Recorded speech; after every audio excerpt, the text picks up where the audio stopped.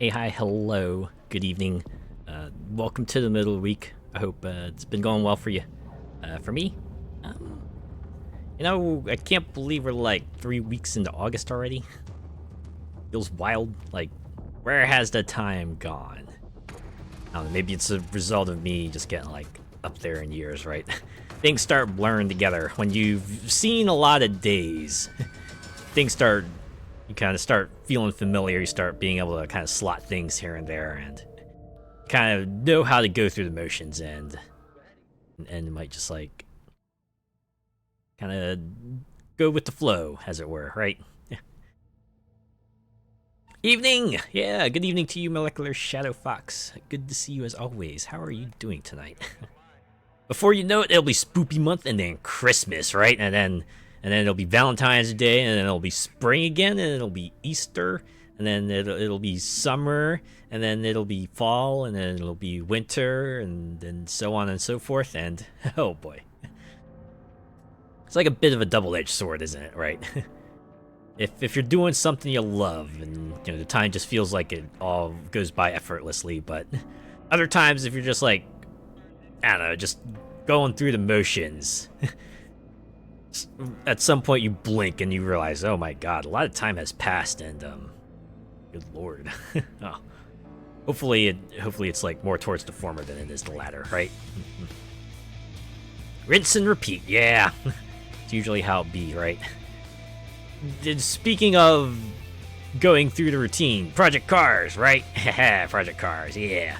We're back here. We're gonna get in here and do some more events. We're about at the end of year 3, so we're gonna see like a slight shake up to how things are going to go, right? Okay, let's get in here. We were in November, right? Yeah, mid-November, because October was like shockingly short. All right, time waits for no floof. It does not.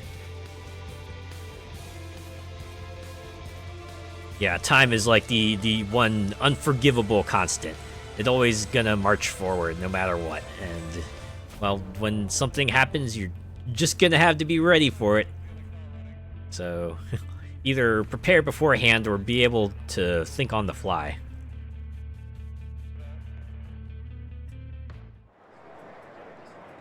We are in the qualifying rounds. We're just getting right out there. I wonder if I didn't have to wait because I just like pressed A real quick, because other times I'll just examine the menus and poke around for a bit, but I really don't need to. I can just press A and get myself a few extra seconds, which probably won't mean much in the grand scheme of things, but... Good day? Yeah, I'd say today was a pretty good day, pretty good easygoing day. Last week was like a slightly busier week, but this week is been relatively calm. In fact, I think some of my coworkers at work are actually taking trips, I guess. Sort of like your end of the summer blowout before the fall season comes, and gotta break out the sweaters, just get out there, have some fun in the sun one more time, and then roll into autumn.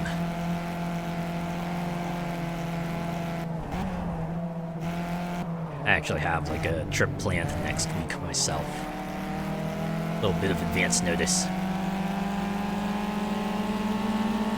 You have any plans? You have any plans for end of summer? Any kind of plans, they don't have to be big, right? It could just be something as simple as, oh, I'm just gonna like go home and watch TV / play games, right? Those are plans too, right? Plans are plans. They don't always have to be big and grandiose. They can just be something to your liking.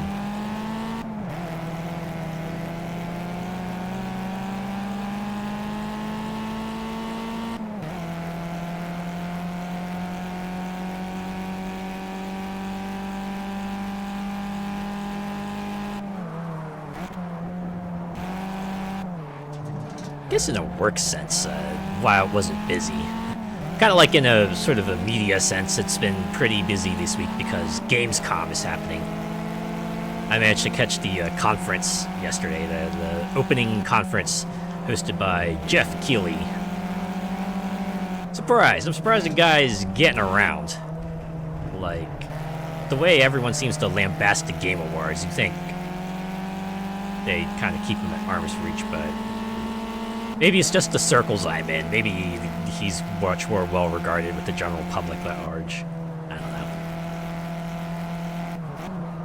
I'll probably end up getting around to working on the project car. It's been on the back burner for a while now. Well, it's good to kind of work on it every now and then, right? Just to make sure you maintain everything, you keep your ideas fresh in your head. You don't get hit with the atrophy or anything like that. And hey, maybe coming back to it after a bit means you could get some fresh new ideas too. That's always a piece of advice you hear, right? Just if you're stuck at something for a good long while, maybe take a break. Take a break, do something else, come back to it later. Maybe that'll help you get a fresh, renewed perspective on things. It's finding the time and funds. Ah, yeah, there is that too. Especially with the car. You don't got the time or the money, and there's not much you can do about it. Well, I mean, I already got P1, so maybe I'll do like 2 more laps and then we'll jump to the main event.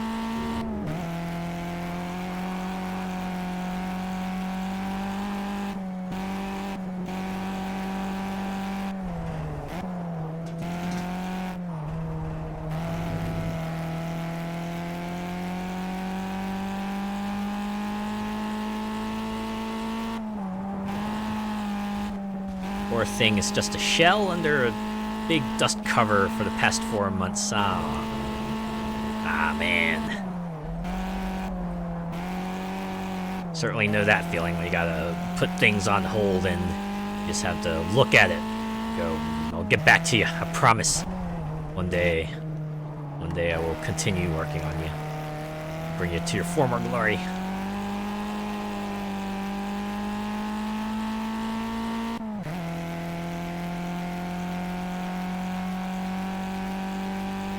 I know I've revisited this before, but 2017 was kind of like the year in which I had to sort of do that. Just put a lot of plans on hold while I kind of picked up the pieces and tried to get back on track. I mean, I'm sort of back for the most part. But, yeah, can always go further, and that's what I'm working towards now. Once you find your footing, then you can start moving forward.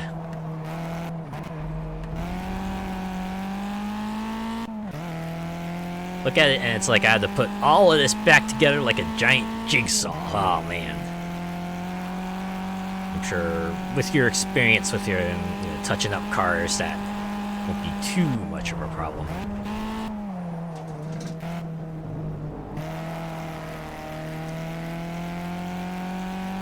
That's the thing with those kinds of things. You start developing like a second nature for it, right? You get like a instinct for certain aspects of your hobbies and your jobs. Kind of sort of intuit which way things will go, or how they will play out, depending on what your experiences have been.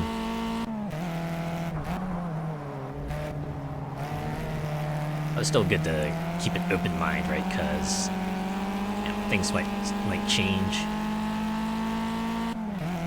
Always got to anticipate something unexpected happening. Expect the unexpected now, right? I'm not the best at the electrical side. Yeah. Imagine that's one of the things you have to be extra careful with. Electricity ain't no joke. That much is certain.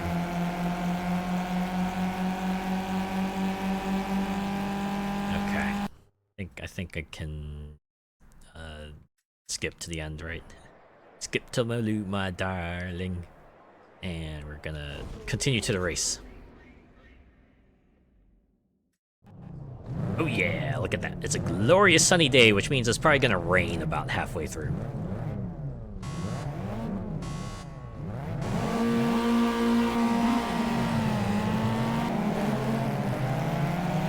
I do love it when racing games get, or just games in general that give you a time of day setting. Or you can choose to race during the day, during the night, and maybe like some period in between. Always fun. And even non-racing games can benefit from it too. Like say Spider-Man on the PS4 with their photo mode. Or you know, just playing it in general. Get to swing through during the night and just marvel at the sights. No pun intended. Been shocked enough times as a kid with light switches and stuff. Ah, yeah. Experience, as the old saying goes, with experience comes wisdom. Sometimes lessons can be painful. You just have to hope they're not, like, you know, extremely painful.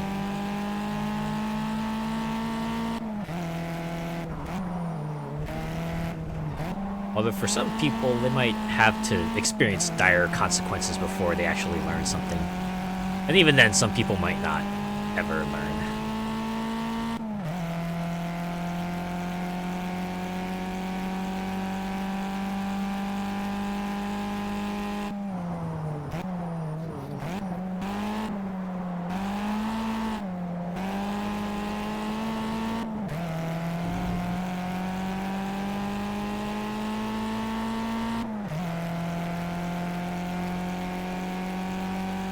Yeah, Gamescom. Has anyone been keeping up the tabs on that?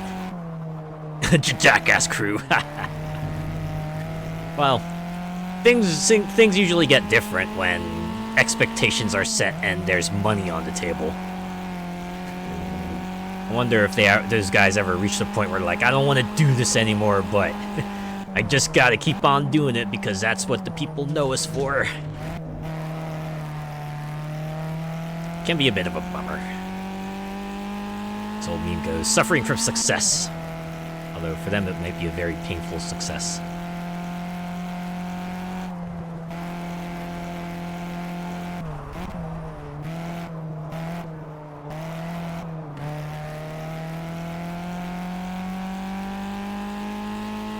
Yeah, Gamescom.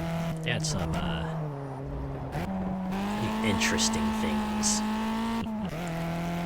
Some funny stuff, but a lot of it is very, like, meh, not funny. It's the kind of thing you'll look back and go, okay, maybe I could see how kid me just found this, like, the pinnacle of comedy, but these days all you can do is just, like, wince and go, ooh, oh, boy, ooh, oh, that's rough. Although, at least for me, even as a kid, I was still just like, ew, oh no, oh my god.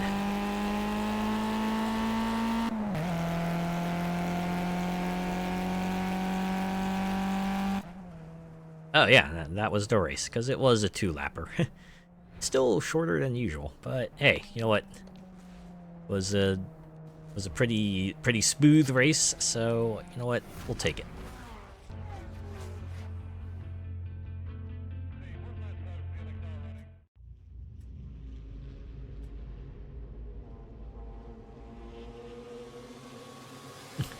The English version was great, though. That show was called Dirty Sanchez. Ah, good old innuendo.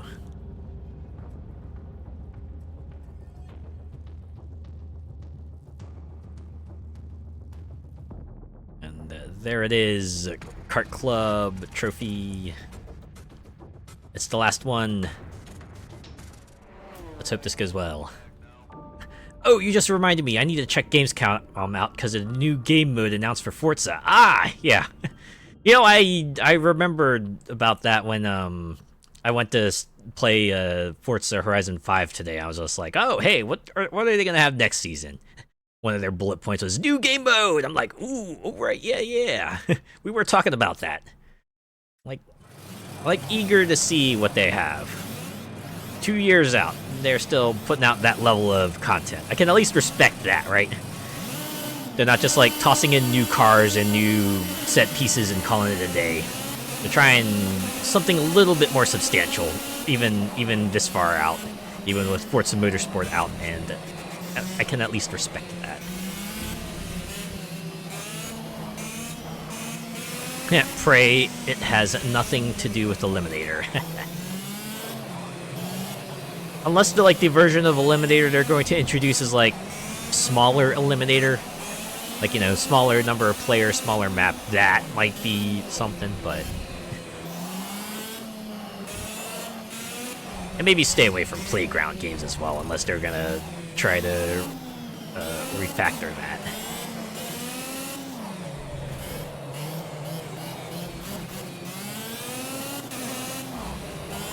That would be pretty funny if they went like the Crew Motorfest route and added something like a lowrider rhythm game, or yeah, or they could like just go absolutely wild and do like the slot car drag style events that you saw in Need for Speed Underground 2 and Most Wanted.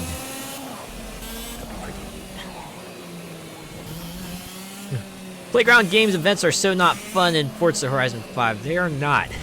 I eventually just like stopped doing them because like every other, I could do most other activities needed to reach the 40-point threshold. That's all I really aim for these days. I got more than enough Forza-thon points to carry me for the rest of the game's life cycle.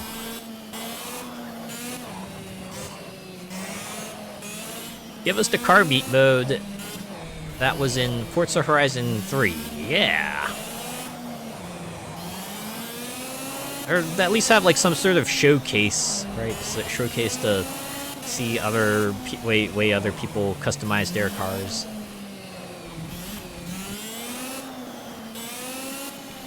Four had a great map for it. The Playground Games mode.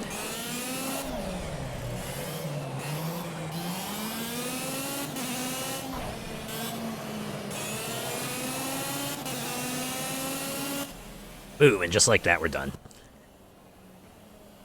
This is a quick one. Look at that. 5 wins. Among the ocean of weebmobiles. It's me. I'm the weeb. Oh, I forgot there were multiple races. Well, this is fine.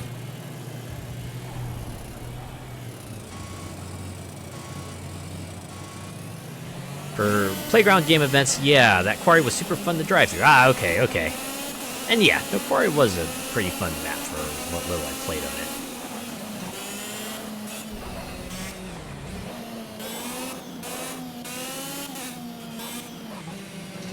it. In my opinion, 3 was kind of peak for playground games maps, but that might have been because that was the game I played a lot with the friend group. And that was back when their Forza-thon tasks usually included playground games in some form or another.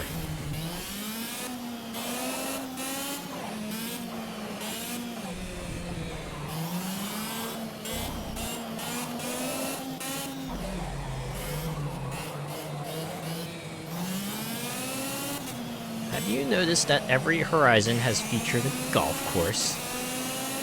Huh. I have not, actually. Now I gotta look back through all the old maps and see where the golf courses are for the previous games, because I definitely have 5's golf course kind of enshrined in my brain. But yeah, for the others, I'd probably have to seek them out. That's interesting, though. Probably a pretty easy spot to have a off-road race, though. Pretty easy to put an off-road section in there, or, you know, cross-country. I can see why they would implement a golf course in every game.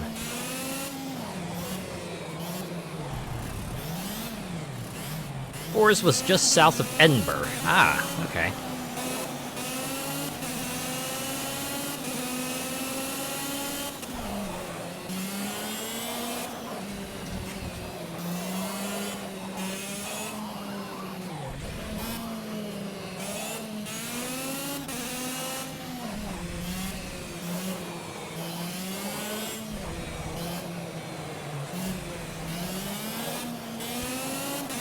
wonder if there's like any other things that could be considered like once per game.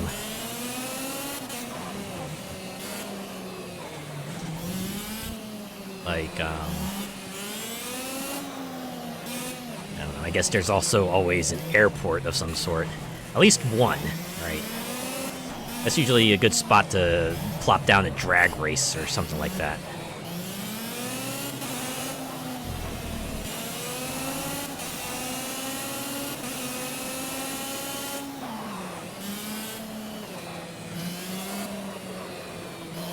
Probably also like a city in every game too, although, you know, the nature of the city kind of changes. I remember Horizon 1 had something that sort of looked like your small town in the US.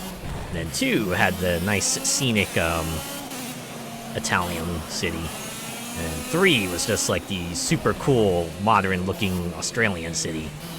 And then 4 had the nice sort of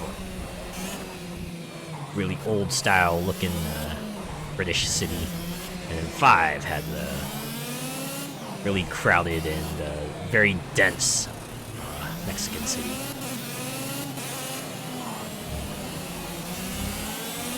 Oh, train! That's always a thing. Oh, yeah. Yeah, you're probably right about that. Very easy thing to do a showcase event for, too. There we go. We are the champion, my friend. Perfect. 100 points.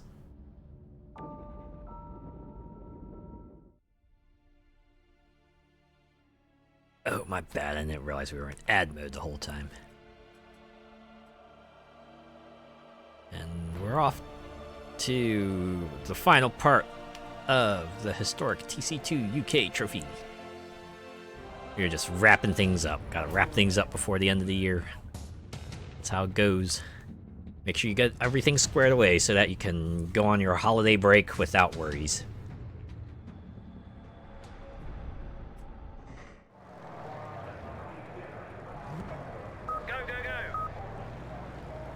The golfer in me is like, no, don't be driving on the plush greens. I can imagine.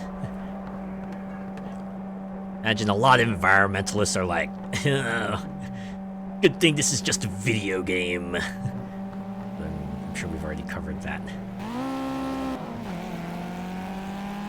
Just found out who the partnership is with. Figured there would be a collaboration.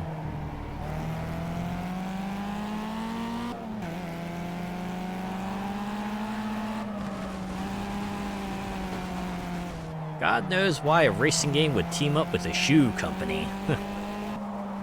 Any port in a storm, I suppose. Are they offering up like special customization items? I feel like next season we're gonna have a task that's gonna award us branded shoes, maybe. Complete this champion, or like do this photo ops task, and we'll give you some branded sneakers. Probably wouldn't go for them because, you know, they're not boots. Apparently it's with Jordan. Jordan! You mean like the company that does like Air Jordans? Do they do Air Jordans? Do they still do Air Jordans? I'm probably dating myself here.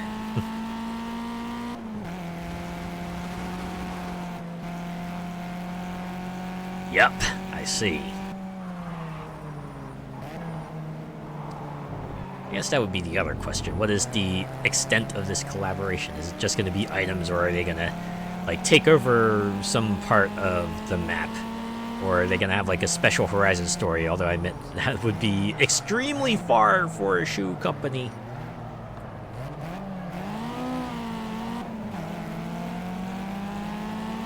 I mean, at least Donut does cars, right?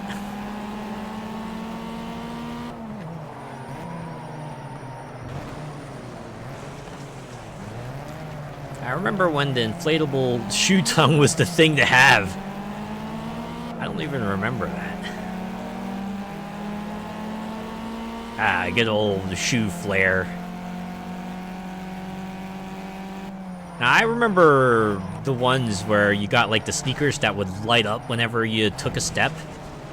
Right, you'd just be like walking across the street and your sneakers would just light up like a Christmas tree.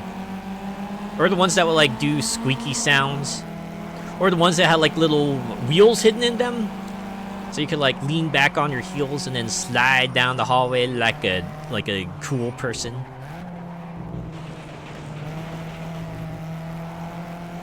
Reeboks and all that, yeah. Oh, LA Gear did those, did they now?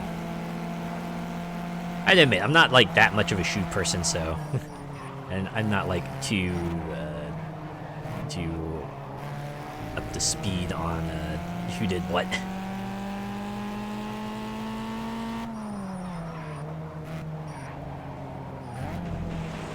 That's why when I like read about those stories about people lining up for shoes, I'm just thinking, man, I don't think I would ever do that.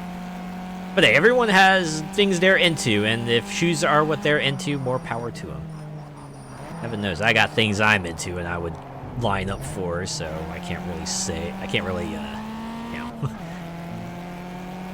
make fun of them.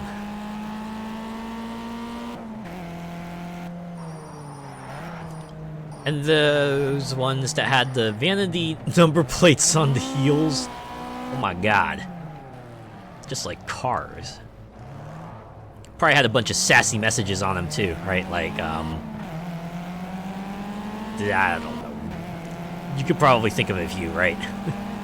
Think of some sassy messages that you put on a shoe license plate.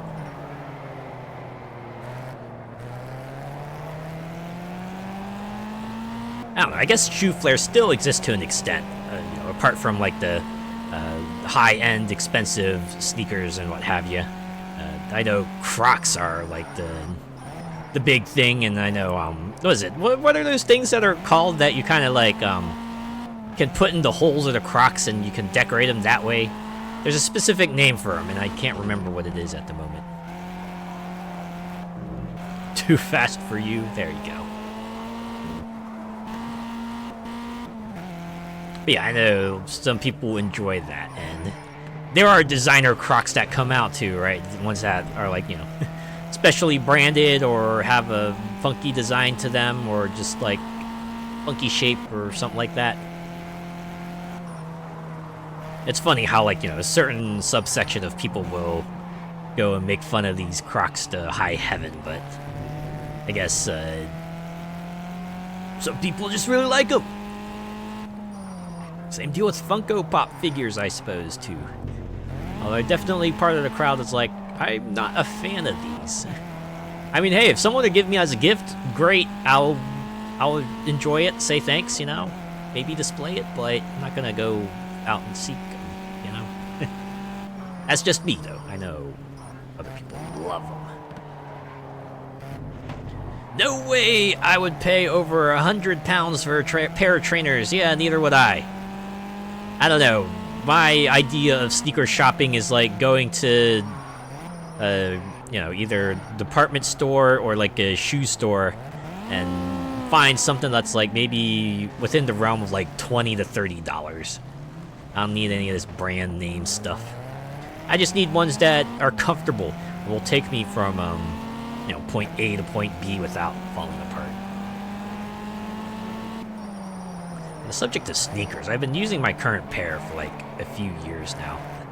I think the soles are starting to get a bit smooth, so I should probably get a new pair before this current one does me in some way or another.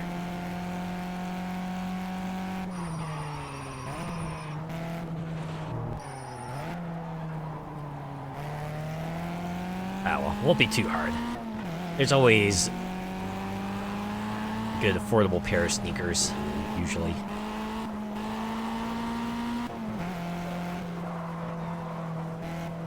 Remember those Yeezys? Those things look like prison shoes. Wish I could remember them. Or maybe I don't want to wish. Besides, it's hard to get my size in a lot of shoes. Oh, yeah, there is that. I guess I can sort of understand that too. When I try to get like particular pair of footwear for my crossplay, right? And I gotta convert like a men's size shoe to a women's size shoe, and mine happens to be on like the larger end for like a women's size shoe, and it can be hard to find like certain designs of footwear for my foot size. So yeah, there's that.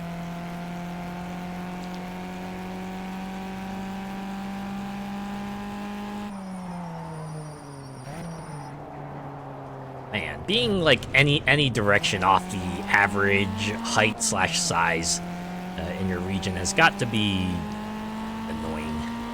Because you imagine like most clothes and what have you tend to be designed for the average size person, and if you're not the average size person for your region, that closes off a lot of avenues for what you can get, right?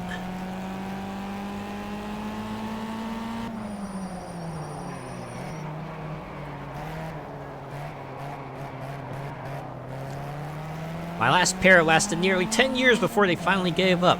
The whole bottom part plus the sole came away from the main part. It's usually a good sign you need to swap out shoes. I think one of mine almost reached that point, although this was when I was younger and I was living with my parents, and they saw that and they were like, no, we're swapping, we're going out and getting you a new pair of sneakers. Maybe one of the few times they were actually reasonable about something. They were just a cheap pair from a sports shop. Well, they lasted you 10 years, so I'd say you got your money's worth out of it and then some.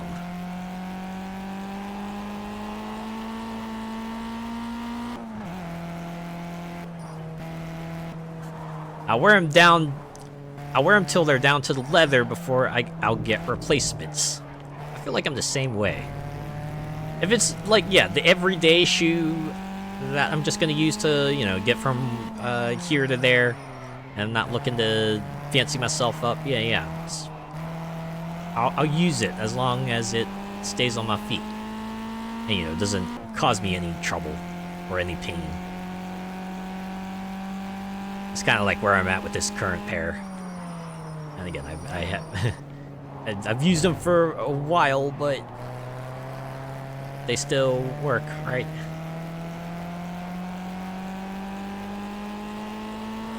Just a pair for dossing around the house or running errands. Yeah, there you go.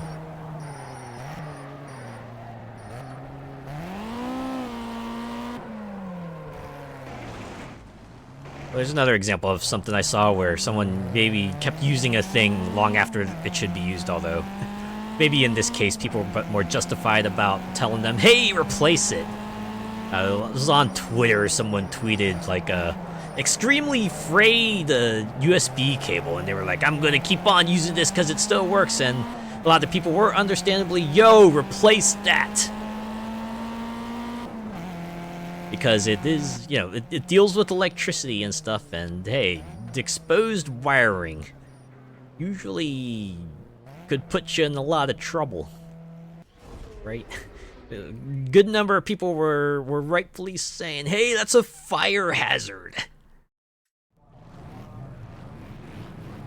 But unfortunately, some people were kind of conditioned to be like, extremely frugal. Like even beyond their point of detriment. A more reasonable person would be willing to swap it out a little earlier, spend a little extra money, but to those who have kind of grown up being all like, no, we must maximize monetarily savings and gatherings and minimize expenditures as much as possible. It can be different. It can be hard.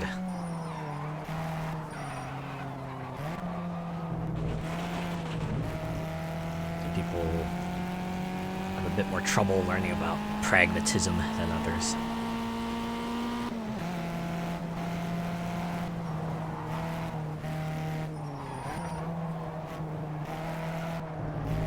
In any case, speaking of hot things, one of the things from Gamescom was like the new was it Sonic X Shadow Generations trailer.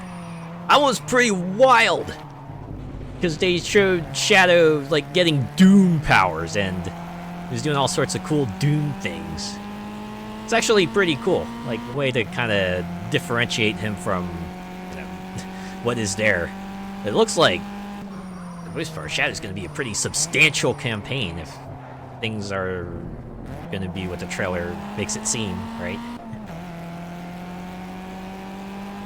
Like, my lord. This is more than just like, hey, we're going to put in 3 levels, and instead of, you know, playing as Sonic, you'll play as Shadow, who may as well be Sonic, except he has air skates. Nah, they're going above and beyond for this, and it looks like they are touching on a wider variety of the nostalgia levels too, so that's pretty cool. Again, they aren't phoning it. It doesn't seem like they're phoning it in. I really hope that this all turns out well, because, you know, there's a chance it might not, but you always hope for the best. Prepare for the worst, hope for the best. That's usually how things are, right? My boy Shadow getting fancied up. Indeed, he sure was. I am curious to see, like, what the context is for, you know, Shadow and Doom kind of working in tandem like they are.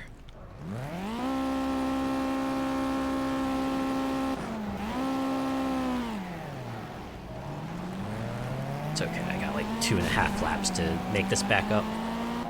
Shouldn't be too bad. Just gotta, like, not screw up. I love a pair of those rocket boots he has. They look super comfy. Shadow sure has perfected the art of using them. I wonder if that's, like, part of why he became popular, because he just skated on the ground and, you know, people like hovering things, and he did the hovering thing pretty well. You know, that's on top of him being the dark, brooding fella. I knew a friend who was like, who really liked him. As in, like, you know, the character.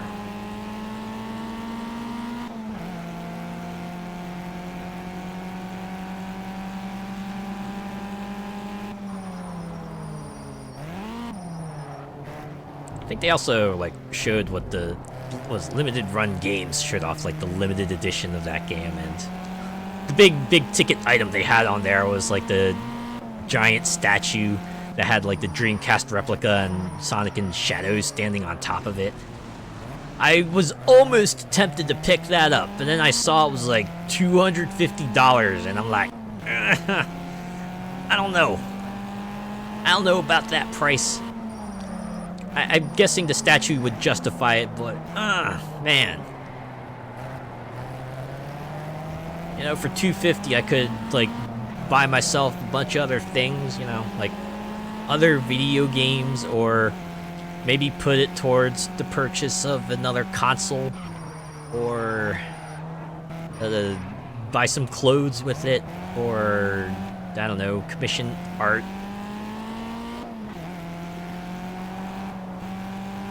On the other hand, that statue would make a pretty badass mantelpiece, right? Maybe not badass, but it would be pretty fun.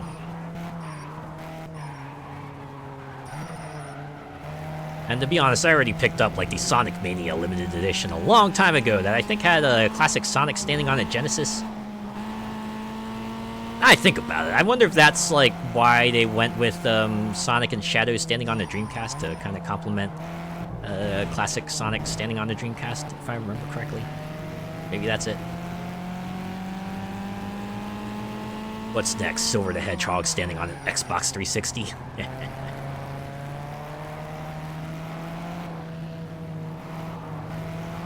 Just need to catch up to that guy. I don't think we have that much track left, though. You could get a lot of good outfits with that. Yeah, you could. $250, you just, like, jump onto a clothing website, and you could probably grab yourself, like, you know, depending, like, 3 to 6 good pieces. You coordinate, get yourself a bunch of varied outfits that way, yeah.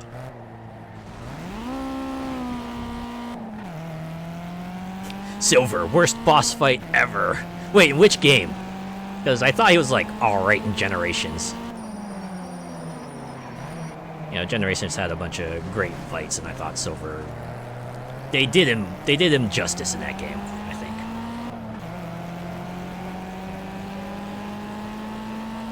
Maybe he was different in 06, but 06, okay. Yeah, you know what? You won't see any arguments there. I'll tell you that.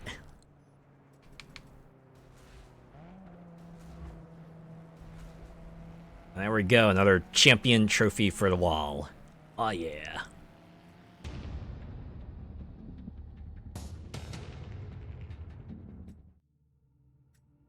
Great qualification. No. And here we are at the Road Entry Club once again. I wonder if we're gonna do like round 3 and round 4 back to back. I feel like that's what's gonna happen.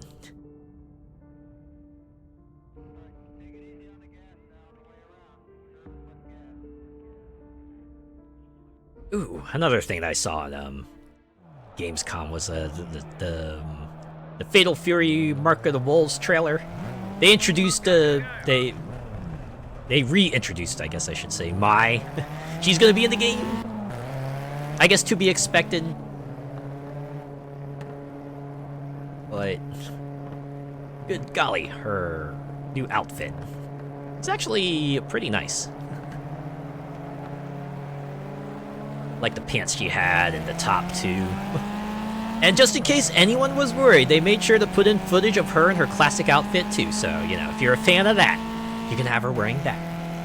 But her new outfit is pretty cool too. I wonder if they'll use that more going forward. I remember, like, they said one of the reasons why they couldn't put Mai in the King of Fighters arena in Smash Ultimate was because she would have caused the rating to increase or something like that. Like, ugh. On one hand, okay. On the other hand, considering how iconic Mai is to the SNK Fighters universe, it certainly is a big hole that just feels weird. By the way, out of curiosity, have you ever checked out the Femboy Fatale website? They have some super cute outfits and accessories. I don't think I have. This is the first time I've heard of it, I believe. I would be willing to check it out, though. I knew of another website that had, like, you know, suggestions for websites about, like, what clothes sites to visit, and, I actually did visit one of the websites and order some clothes from there.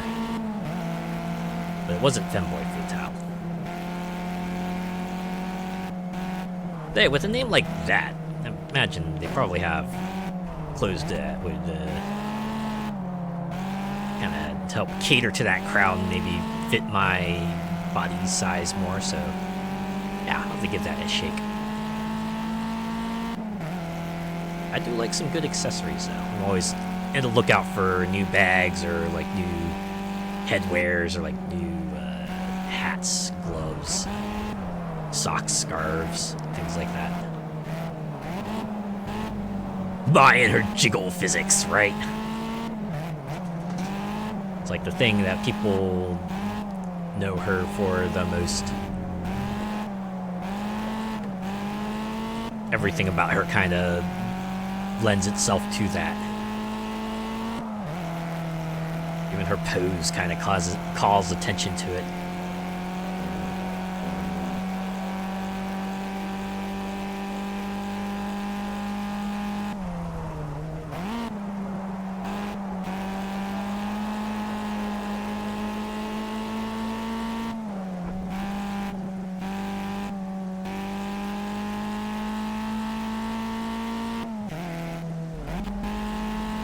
My first introduction to her was King of Fighters 94 on Saturn.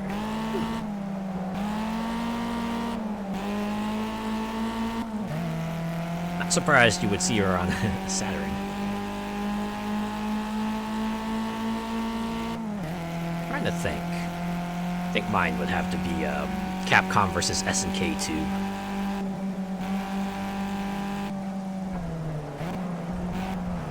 That was like my big introduction to SNK in general.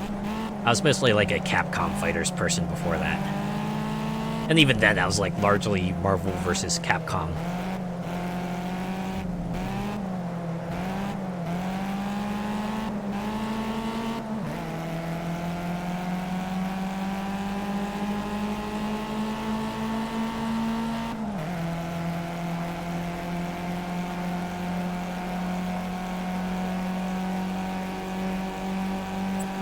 Nakaruru with that cute owl. Oh yeah.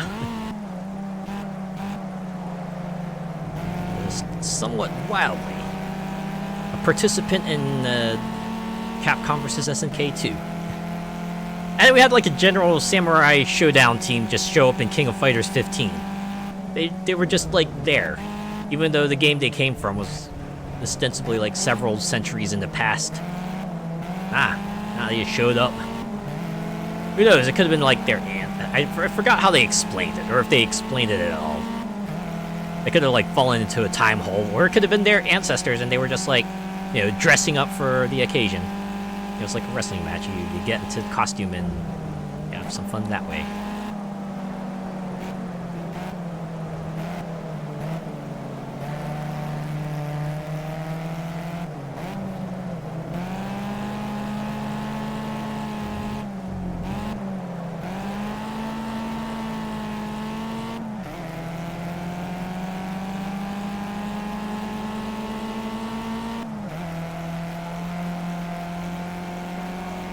Oh yeah, Street Fighter 6 did show off Terry. Show off a bit more, well, a lot more of Terry actually. Just like did a full kind of gameplay showcase of him. He definitely translated him pretty faithfully into Street Fighter. Although I like the way they just kind of punched everything up about him.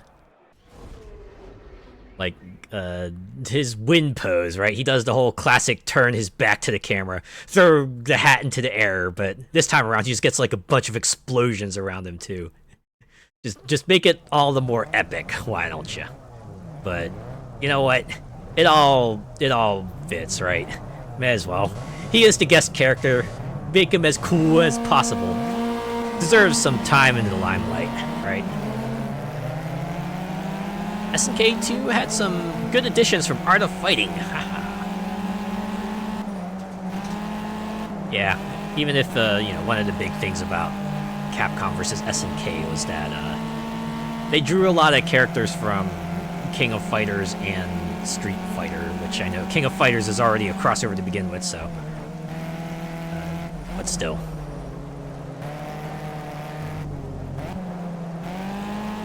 It is great when they added those characters you don't expect, like Nakaruru. Terry is SNK's Ryu. Certainly does feel like that. Kind of like the poster boy of the, at least the fighting division. You say Terry and all you can hear is, "Are you okay, Buster Wolf?" Yeah.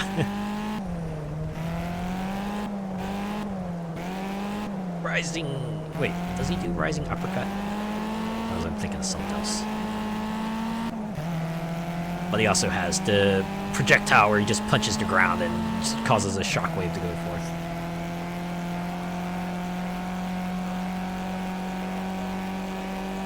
And again, there's the whole hat throwing thing.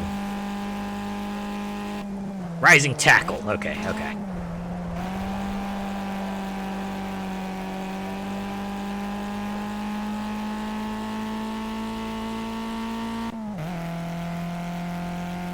If I remember correctly, in Smash Ultimate, when they brought Terry in, they actually created like one new move for him because, you know, while most of his moves could be mapped to like Smash controls, he didn't have enough, or at least maybe whatever he had couldn't fit the functionality for one of the inputs. So they made a whole new move for him for that input. I think it was like the up attack, whichever one it was, either up attack or up special, but they kind of created that out of whole cloth for him.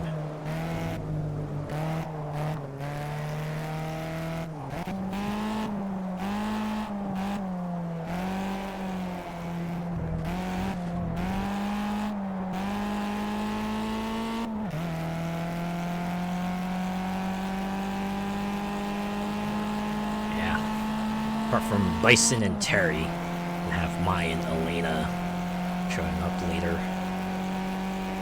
I admit, I have not picked up the Season 2 pass, but that's like mostly because I kind of fell off of Street Fighter 6. Like, don't get me wrong, it was fantastic. I enjoyed every moment of it, but I just like moved on to other games.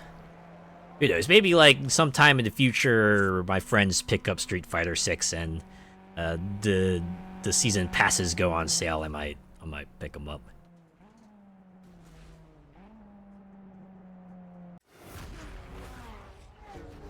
I remember when someone on our Discord channel went, "Hey, Tekken 7 is like on sale," and then we all just went and got a copy, and then we played it for like a night, and you know, we had our fun, but never really did revisit it. Now Tekken 8 is out. I have to assume if Tekken 8 goes on like a super sale, we'll probably repeat the process. Either with base game or like, you know, the complete edition, whichever it may be.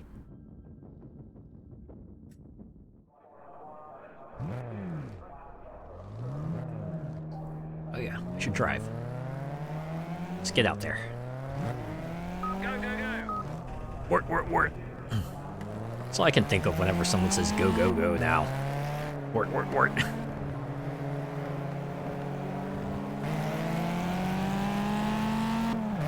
They said in Halo. That's what the Elite said. Because it's backwards human speech. Or at least that's how they made the Covenant language back then. You know, before they had them speak English.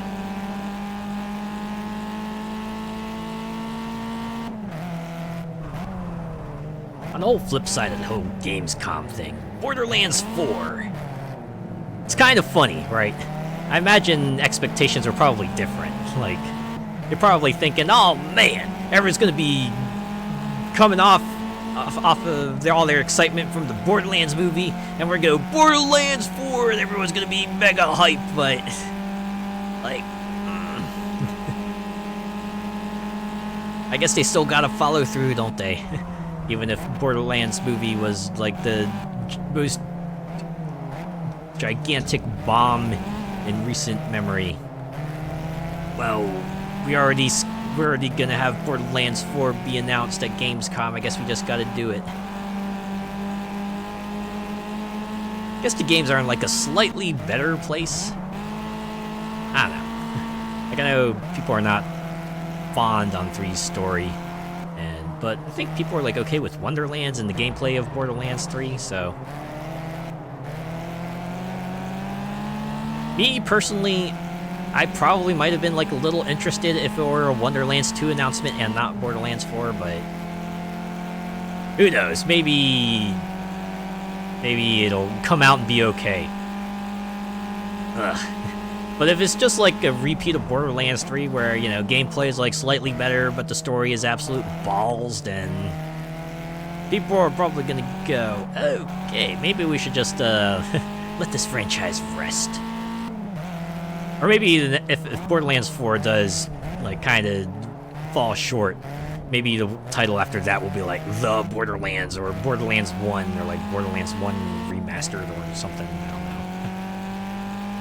I feel like they could do that. Surely if they have Terry, then they gotta have Geese with that legendary rivalry. Or, I guess with Terry and Mai, they already filled in, like, spots for crossovers, and you know, Mai and Terry are still extremely iconic characters. Like, I wouldn't be surprised if like maybe threw in a reference to other characters, like maybe they'll talk about Geese in dialogue or something, but or who knows, maybe they'll have like an outfit, right? Maybe they'll have a Geese costume for another character. Maybe they'll have like, oh right, now you can buy a Geese costume for the JP, right? That would be pretty interesting. Even if JP fights nothing like Geese. Borderlands film was advertised all over our double-decker buses. Man. I read that movie had like a heck of a budget. And it barely made anything at the box office either. Who knows, maybe give it enough time and it might make its money back, but whew.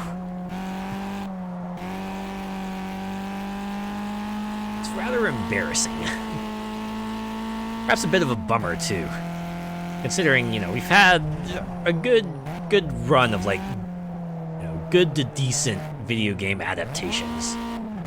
Here comes Borderlands. It's kind of taken over the landscape, and everyone's like, oh yeah, video game movies, ha ha, ah, yeah, don't they all suck, ha ha ha, ha. It's a bummer.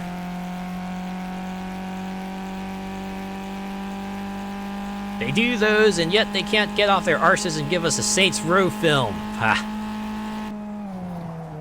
Honestly, they would have to do like a few of those, and the trajectory would have to be similar to, Fast and Furious, right? It's got to start off like serious and gritty, right? Like Saints Row, the first movie, has to be a serious gang drama with a very localized plot and personal scope and all that. And then slowly but surely it gets like crazier and crazier, right? 2 starts being a bit more comedic, and then come like 4, that's when we go just like full-on action series with lots of crazy stuff in it.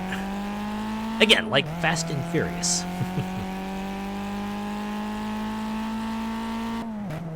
As long as Gat in it, I'll be happy. Yeah, and he's got to be played by Daniel Day Kim. You know, as long as Daniel Day Kim is up for it.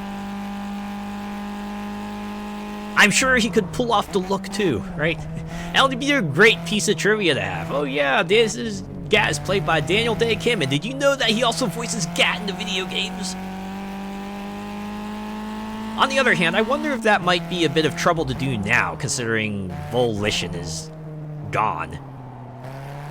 And who holds the rights to, like, the Saints Row franchise now? Is it Embracer? Because if it's Embracer, that would be, like, the bummer of all bummers.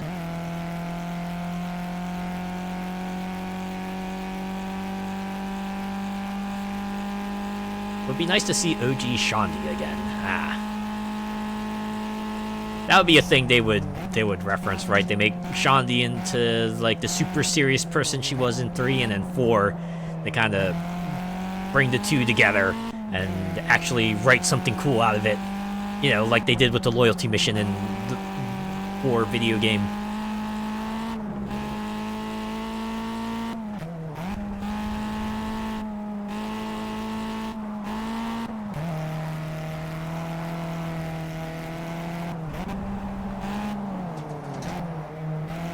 Love that bohemian look she had in 2 with the dreads and the bandana.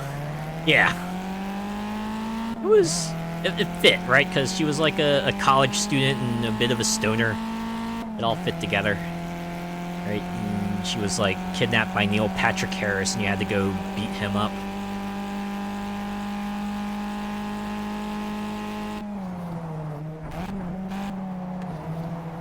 You know, looking back, it's kind of astounding just like how many celebrity voices they managed to get in there. Like, what is it? Eliza... How do I pronounce her last name? It's like Dushku voiced Shondi in 2. And of course, there's Daniel Day Kim, Neil Patrick Harris, and I guess Robin Atkin Downs voiced a few characters too. Oh, Keith David. Yeah, Keith David. Right. How could I forget Keith David? He's kind of a big deal. Enough of a deal that they just put him in 4 as Keith David, right? Oh, Rowdy Roddy Piper, too. Again, in 4. And specifically so they could do a They Live reference that was inspired. They could get the legendary Michael Richardson for the General. He's got the voice for it, does he now?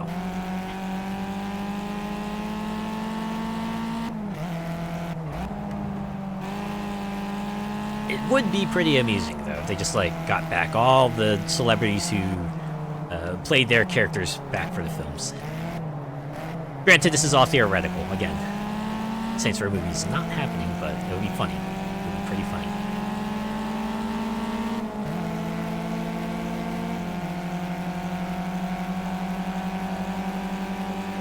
They got to in Lilo and Stitch.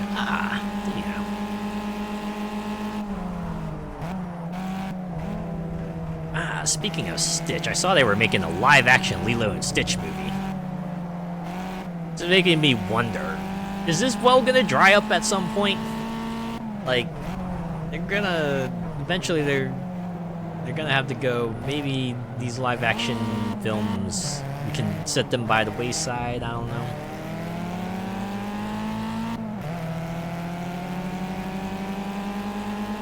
Apparently they're doing that in like a Scar film as well. Kind of like in the live action style as well.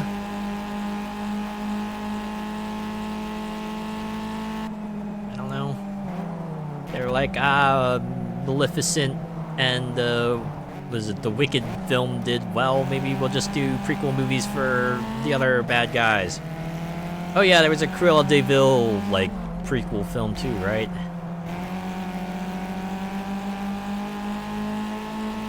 Why are Disney doing all these live action films? Just no, leave them be. Kind of feel that same way.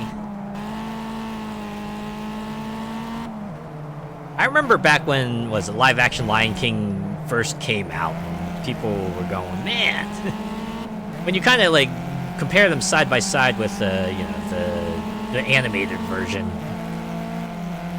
certainly felt like there was a lot less to the live action versions. Like, I think the famous one was the "Long Live the King" scene, right? Remember in the animated film, you just Scar just like quietly hisses, "Long live the king." And in live action, he's just like, "Long live the king," and then bats Mufasa in the face. It was, I'm guessing they were trying a different delivery to differentiate it, but I don't think it quite worked out.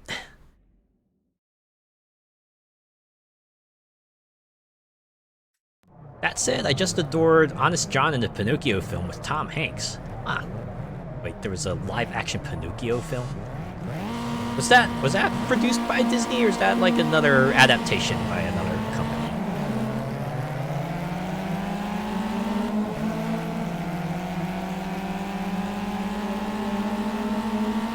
They also announced Toy Story 5, which is like, why?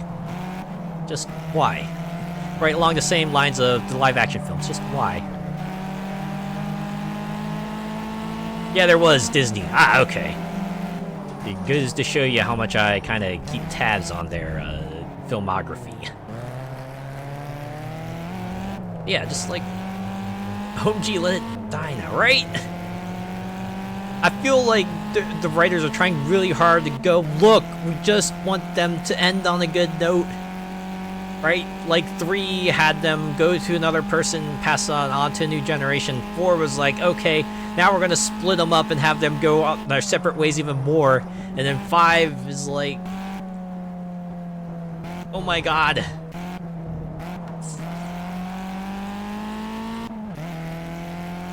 I feel like they keep on going back to their that well because they know people will just come for it, but I feel like even that has diminishing returns, right? I feel like even the biggest fans are like, okay. So 4 kind of ended on a pretty definitive note. Why are we coming back again? What sort of how will they twist the plot to get them back together? Hello there. Hello, Venom. Good to see ya. How are you doing tonight?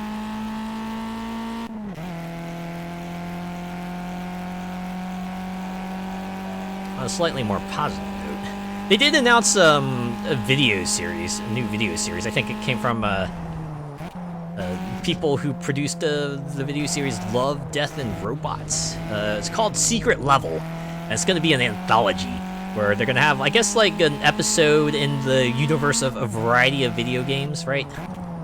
Just like the self-contained plot. And well, what really got me was like the flash, the sizzle reel of the series they're gonna visit, and they really picked a good variety of them, right? You can't accuse them of bias in any way. Like they got Mega Man and Pac-Man, and they also have God of War and Warhammer, along with other series like Sifu of all things, and the one that particularly caught the 2 things that particularly caught my eye were The Outer Worlds 2. It's going to be an Outer Worlds 2 story, which is super exciting because it has me continuing to believe that they're hard at work on it and just don't want to say anything else until release day is closer and they got something substantial to present. So makes me believe they're still working on it, which is cool, and maybe a bit less of the enthusiasm is Unreal Tournament. I'm like, good, they haven't forgotten about that. But also reminds me that there is no way to get Unreal Tournament digitally anymore, and Epic has cared fuck all for that franchise for a good long while now, which sucks. At least the CDs are still out there, though I imagine they must cost a pretty penny. Like, if you want to get Unreal Tournament, you know what? I gotta look that up now. How much is Unreal Tournament 2004? It can't be cheap, concerning that's like the only way you're gonna be able to get it now. They removed it from everywhere on digital storefronts. Mind you, this is Disney. No franchise is allowed to die off. Oh yeah. If that well's still got water in it, no matter how little, they will come back to it.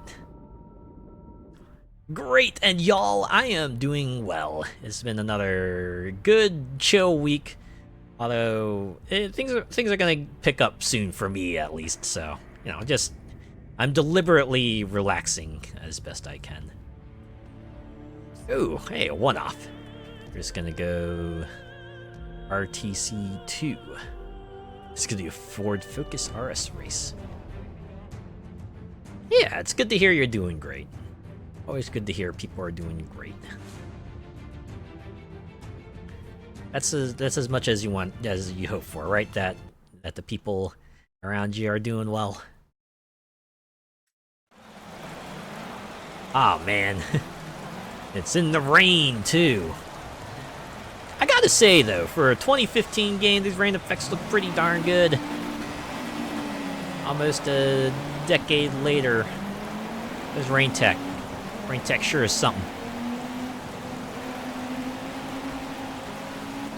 Well, I guess if you were more cynical, you could maybe say about how graphical detail and fidelity might have plateaued.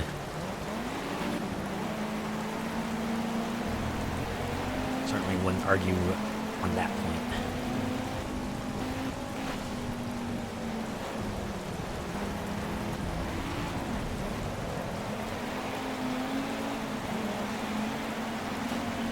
What else was that? Gamescom. Oh yeah, the other one that kind of caught my eye. Monument Valley 3. I remember the first two games like a long time ago. I think they were like mobile exclusive too. And I was like, oh man, these games look cool, but I'll never be able to play them. And then they brought them out on Steam. I was like, ooh. And I picked them up. And then I didn't play them. And I'm still kind of holding off to play them. Yeah, although this time it's like personal reasons. Now, this amount of time later, really long time later, we're just bringing out a third Monument Valley game. Okay, sure. Call it a trilogy, if you wish. That's pretty cool. PTSD with rain. It's been pouring on and off here for the last 2 days and blowing a gale. It's the tail end of that hurricane. Oh! Yeah, that don't feel too great.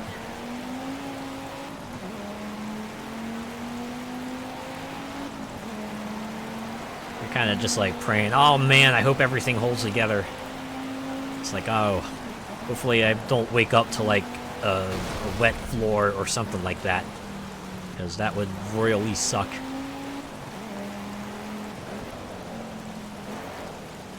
I was reading on Twitter, some unfortunate person got their house flooded like twice.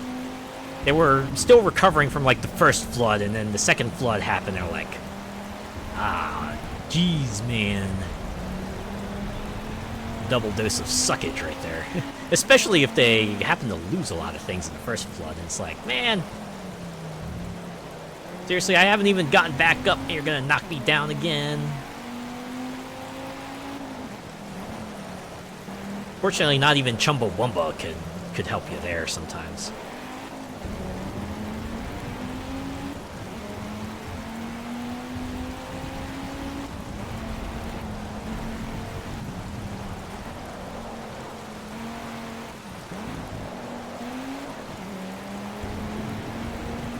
I guess it is storm season, so...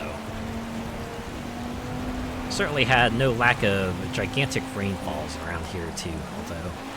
None of them have been extremely threatening, they're just disruptive, right? The rains are long and heavy enough that you gotta plan around them. Pay attention to the forecast, because you don't want to have to reschedule your plans due to rain. And even then, you might have to reschedule anyway, if the rain happens to occur at unexpected moments anyway.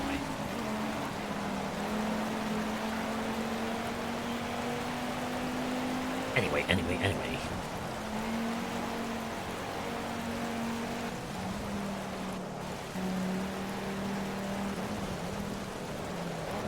It's been pouring rain here for at least 5 days. I know your pain. Aw, man. 5 days in a row with rain. I don't know how I could handle that.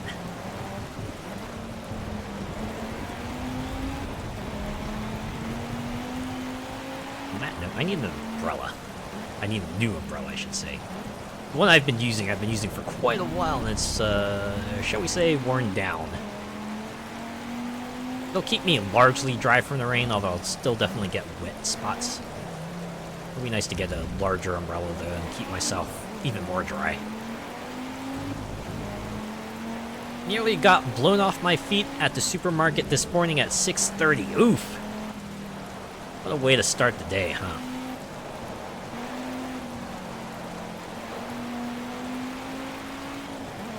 You can lend my big golfing umbrella. Ah, that would be nice. Takes me back to the days when we would go out and about with my parents, and whenever it rained, they would usually, run out to the car, try to grab a big umbrella, or drive the car over to a dry spot, and then we can all get in.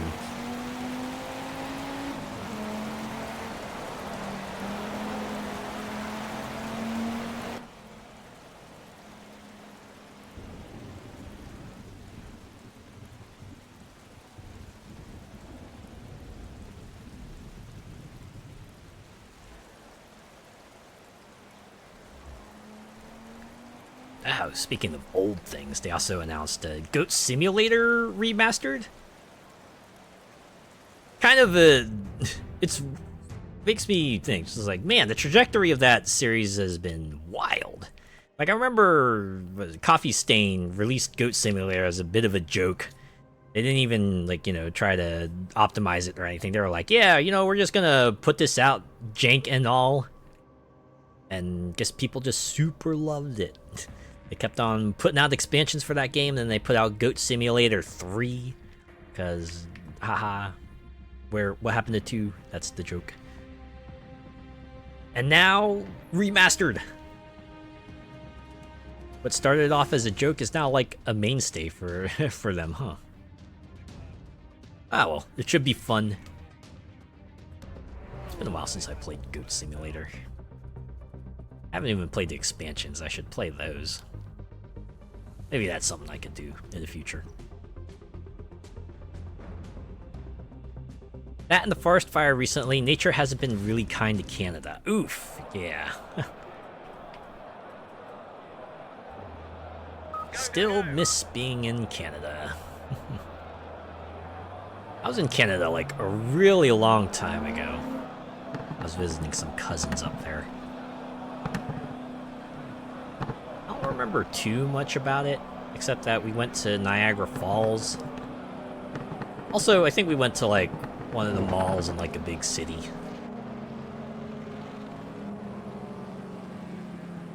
Honestly, I think it was like pretty neat just like being in a different country. Oh, manual control. Right, I'm driving now. Silly me. Not sure why I spaced out there.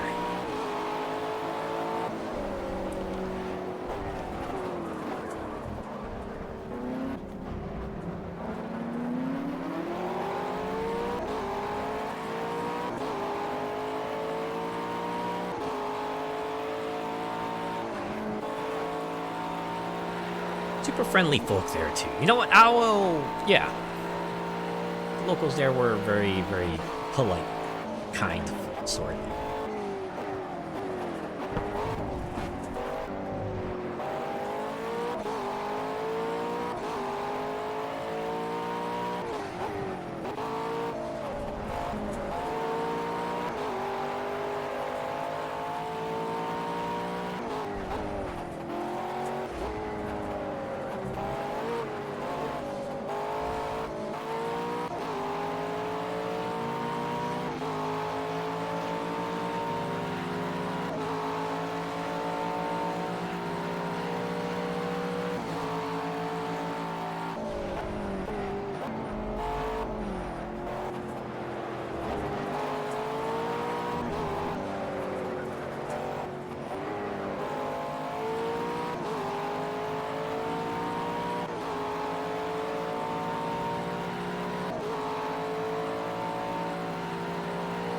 I think about it. I think I rode a giant Ferris wheel there too.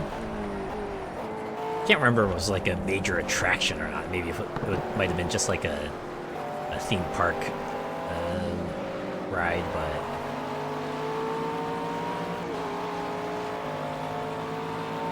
granted, it was a long time ago, so it's all blurred together in my head by now.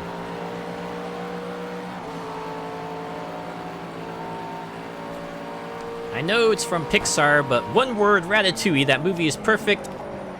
I swear, if they do another one, it's not going to be good. I mean, Pixar is kind of like part of Disney now, right? Disney kind of picked them up like a long time ago. And we were talking about Toy Story 5, which, you know, technically is Pixar as well, but I'd say it counts.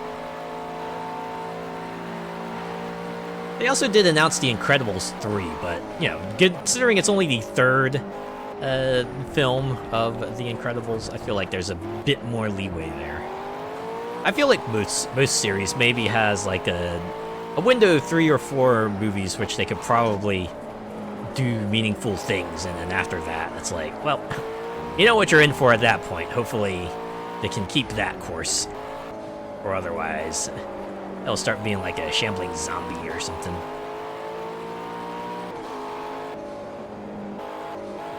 We're getting a Cars 4 too. Huh, I somehow must have missed that. Cars 4, huh? From what I've heard of the Cars series, 1 is good, of course. 2 is not as good. 3 goes back to being good, so maybe they're back on track. Who knows? Maybe 4 will be okay.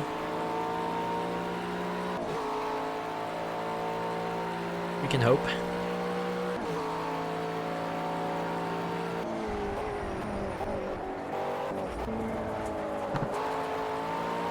I heard Cars 3 did kind of fare better, mostly because it was a revisit to like you know, the style of, at least the nature of the plot with Cars 1, but like, you know, different perspectives and all that. So who knows if Cars 4 will kind of maintain that or try to go in another direction like 2 did and just completely faceplant. 1 and 3 are good, but 2 is just awful. That seems to be the general consensus from what I've heard.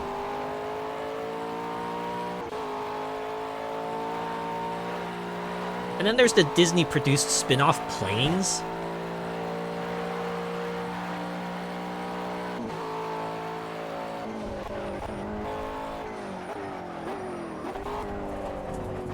I don't think they made another Planes film.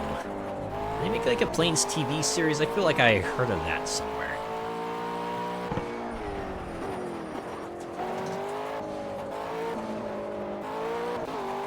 Oh, come on. Cars 1 was perfect, the second was good but whack, and the third one was the perfect ending. Is that so? Okay. I might have to go back and watch them. Hey, maybe once things get kind of more rolling, maybe we can do like a Cars watch along.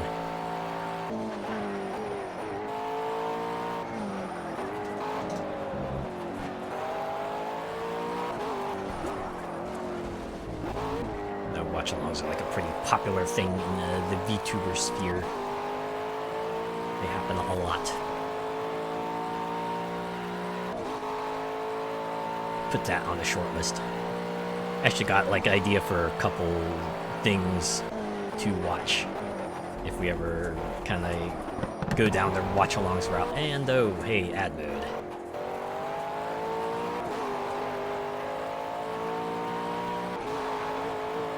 Okay, once I wrap up this lap, then maybe I'll just skip ahead to the race. Or would it be the second qualifiers? I think it's the second qualifiers, actually. Anyways, we're gonna move on, save ourselves 3 minutes. Boop. Yeah, qualifying 2. Okay. Back out on the road. Go, go, go.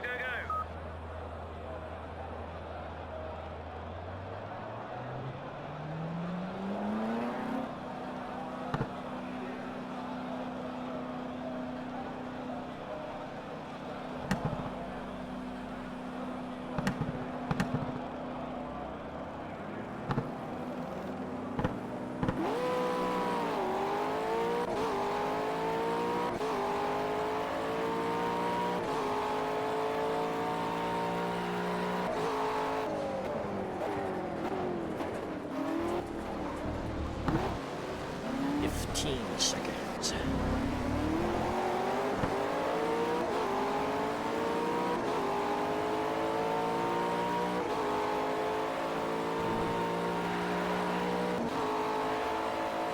Welcome back from Adland. Hope y'all got some good commercials. Or went to do other stuff in the 90 seconds. Either one's fine. Okay, now pissed off. Sorry, Venom. Didn't mean to upset you there. Gotta admit, it's been a while since I watched Cars, but I'd be willing to watch them again. Maybe things will be different. Maybe I realize, hey, maybe this was actually okay, right? It's usually how things go. You know, time kind of blurs things together and sort of intensifies certain feelings. And when you go back and you're like, oh, maybe it wasn't all that I thought it was, you know? See that manifest in certain ways, especially these days, with people kind of growing up and being able to express their opinions on a variety of different things. Like the Star Wars prequels. I remember when I was younger, the general consensus was, man, those prequels, they sure blew chunks, didn't they? Oh, that was what everyone felt about them. And it feels like these days a lot more people are a bit softer on them. Focus on this lap, mate. Let's They're make like, it count. you know, it wasn't so bad. Granted, we had the sequel trilogy come out, and that's become the new, wow, boy, howdy, don't these all blow chunks? I guess that's the new target of that sort of sentiment, so there's that.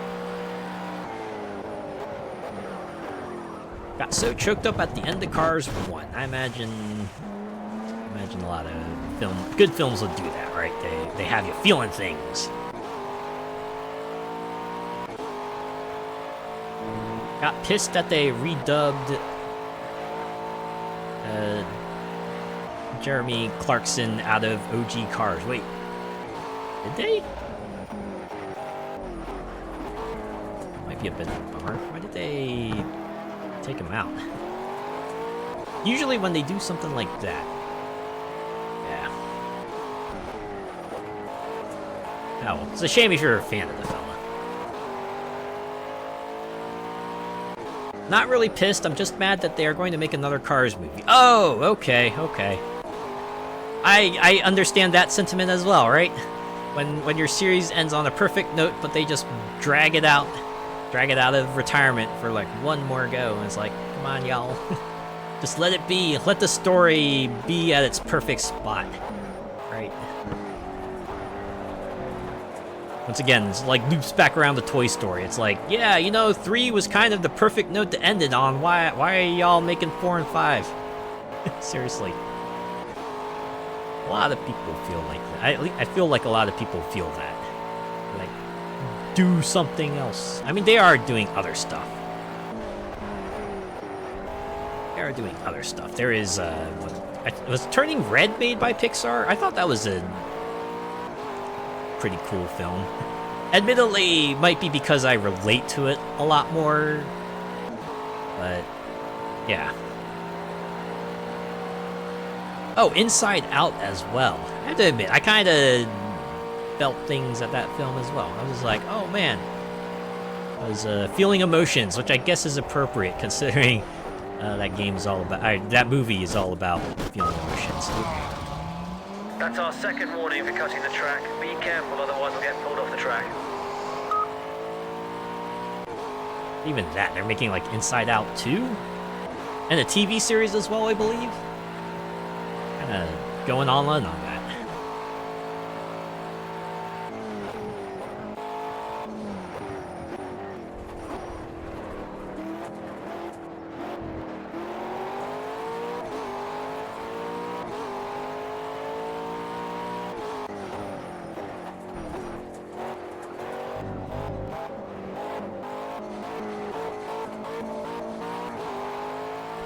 Yeah, in the UK version, Clarkson was the manager of McQueen and could be heard in the trailer scene with the phone.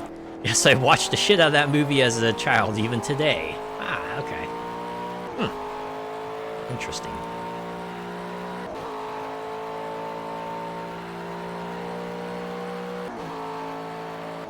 And off to the chiropractor now after those bumps. Oh yeah. Not even the restraints and harnesses could save you from those jolts. Damn. Makes me wonder if, like, drivers in real life have to do that too. Like, after a certain race, if they happen to take it, like, especially hard hit or especially rocky moment, they might have to go see, like, a physician just to make sure everything's still in order.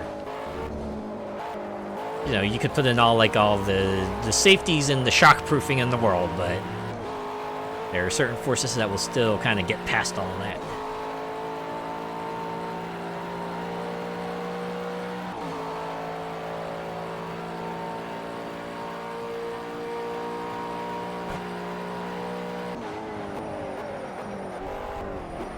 Rally driver moment. Yes, rally racing would kind of lend itself to that pretty easily. And just driving in nature by nature is going to be a lot rockier and uneven.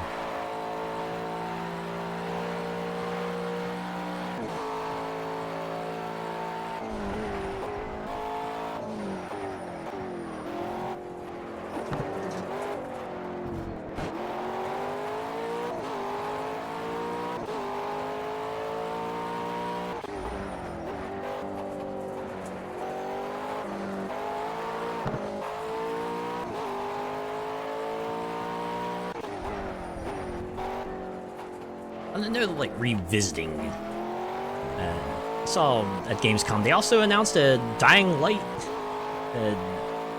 Apparently it was, like, originally DLC, but they decided to just, like, turn it into its own standalone spin-off. The Beast. Gonna revisit the protagonist from the first game, I'm guessing, like, after the events of the DLC from Dying Light 1. They're gonna follow him after that. Guess we'll kind of see. Maybe they'll try to find a way to bridge Dying Light 1 and 2.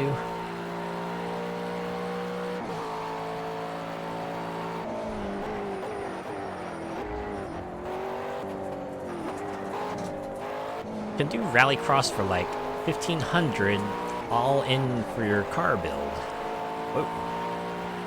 A day? A day?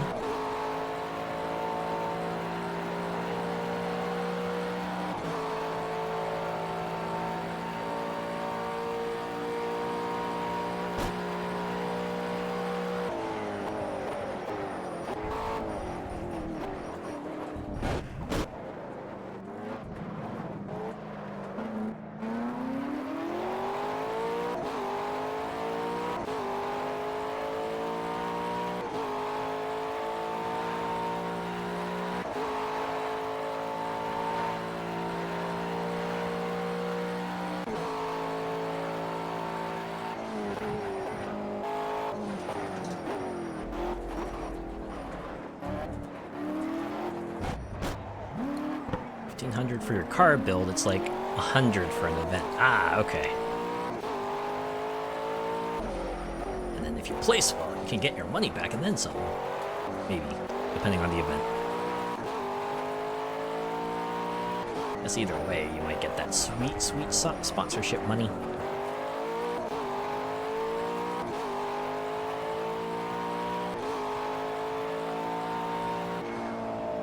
Great day out though, I can imagine. Even if you don't win, you're out there in the great outdoors. Get to enjoy the sights and sounds. Just watching everyone else kind of going at it too. It's its own thrill.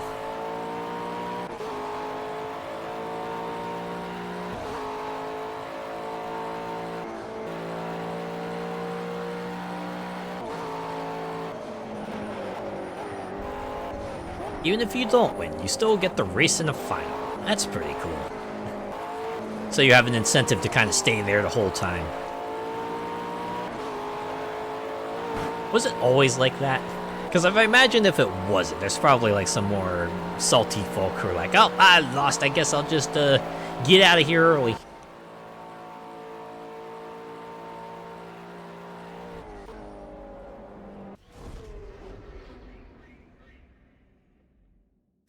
Now we're off to the races. Get ready. Not long until the green. I'll call it.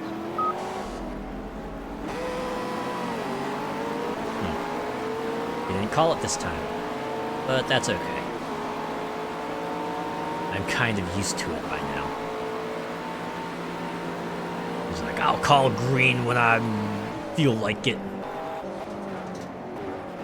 I gotta watch your sorry ass every time you go off the road, man.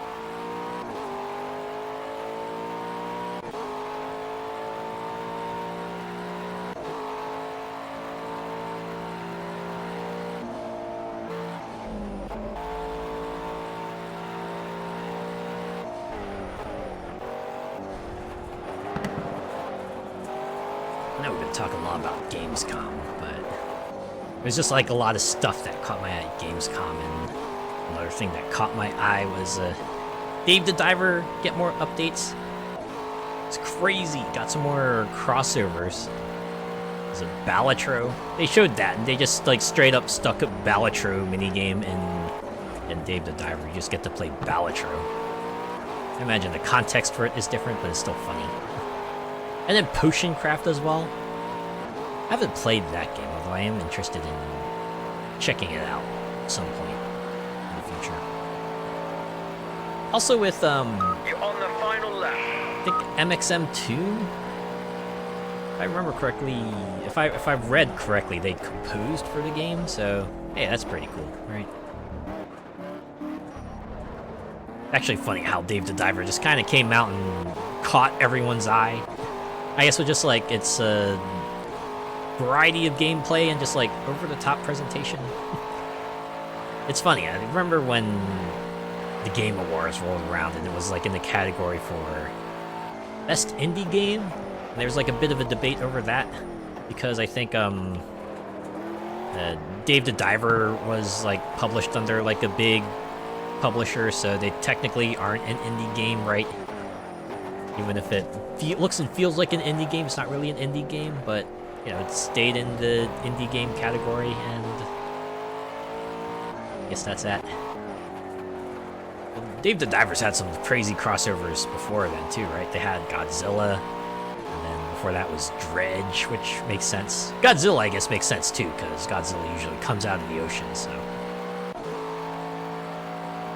Like I said, it's a game I want to maybe check out, but it's like one of those things where you tell yourself, oh yeah, I'll check it out once it's like feature complete, it's got all the updates and stuff, but then it keeps on coming out with updates, and you're like sitting here maybe months, years later, and you're like, okay, maybe it'll finish soon, right? We're gonna kind of like, you know, see everything in one go, but sometimes it doesn't quite work out like that.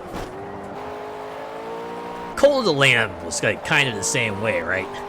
You know, a lot of people played it out on release, got through to the end, got the full experience, and then, you know, they come out with like a whole bunch of post-launch updates. I think they had one like very recently even. Great driving, what a win. Fantastic. But at the very least, I guess the nature of Cult of the Lamb kind of encourages you, hey, you want to check out the new stuff? Yeah, and you just start a new file, a new run, and check it out that way. I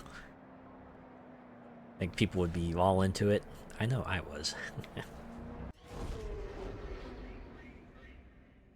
we are, Race 2. The conclusion of this saga. Final race in the series. The pressure's on. We can do it. We've got the car. We've got the driver. Go out and win this one. Oh yeah, speaking of things that are like, make you look at, you know, you look at them and go, why? Why is this the thing? Batman Arkham Shadow. What the heck? Like, not only is it like yet another entry into the Arkhamverse, which had a nice bow put on it with Arkham Knight, it's a VR exclusive. Like, they were pretty upfront with saying, yeah, you can only play this on MetaQuest 3. And it makes me wonder, man, not only are you digging this up for another entry, you're also making it inaccessible for a lot of folks. I almost feel like that one's going to be like almost certain to come out on other VR platforms. Like, eventually you're going to get to play it on, you know, Steam VR and other places. Like, I'm pretty sure there was like another Arkham game that was originally a PSVR exclusive until they brought it out for other systems, so it has to be a matter of time, right? But even then, it's like, why go back to the Arkham games? Like, people were super hopeful after Arkham Knight came out, like I guess even before Arkham Knight came out. Man, could you imagine what would Rocksteady go on to do next? Could it be like a Superman game? Could it be a Wonder Woman game? All the rumors were like around those lines, like, oh, what superhero will they focus on next? And then Suicide Squad happened.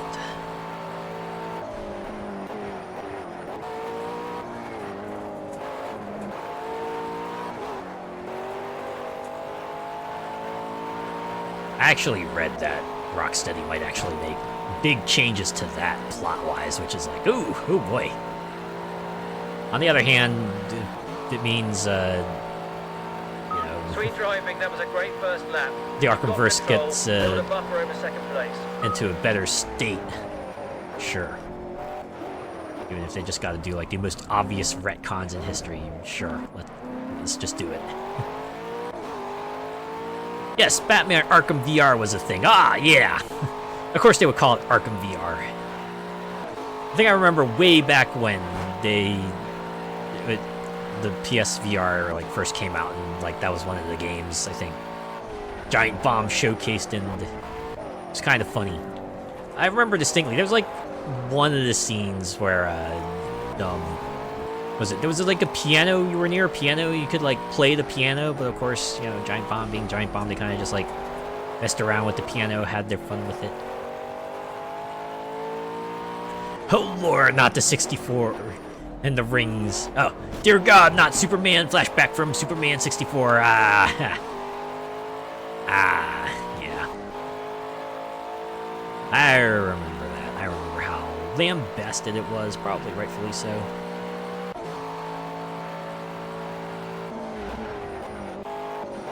And And yeah, that was the one that kind of popularized the whole fly through the rings. At least noticing them. 'Cause, you know, people still do rings even to this day. Your compulsory tire change. Oh, okay, pit's on the other side. Okay, I can do that.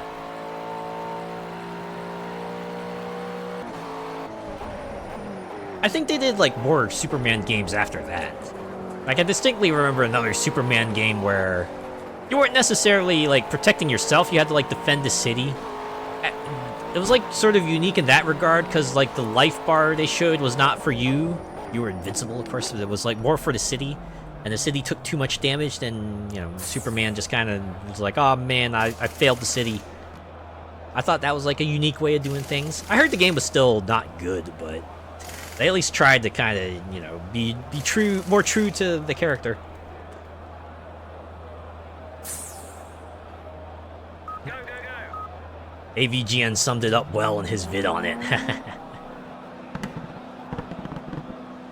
He does pretty well on things.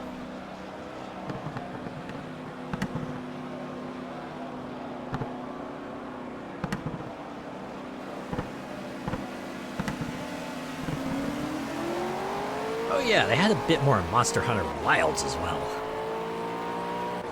They already did like weapons showcases for each of the weapons and showing off the new stuff they could do there. That was pretty cool. But I admit, it like freaked me out a little bit because they decided one of the things they needed to show off in that trailer was a new spider monster. I'm just like, don't you all already have a spider monster? Why do we need a second one? And one that just like behaves more like a spider. I guess it was bound to turn up eventually, so I'll still fight it and take all its stuff for what it's worth. Ooh, there's another change I was like super happy with. I think some people picked up on. It's like armor is no longer gender locked, so like you can just wear any set you want, which is pretty cool. He said it on Twitter too. He's like, yes, now I can make the femboy hunter that I've always wanted to make.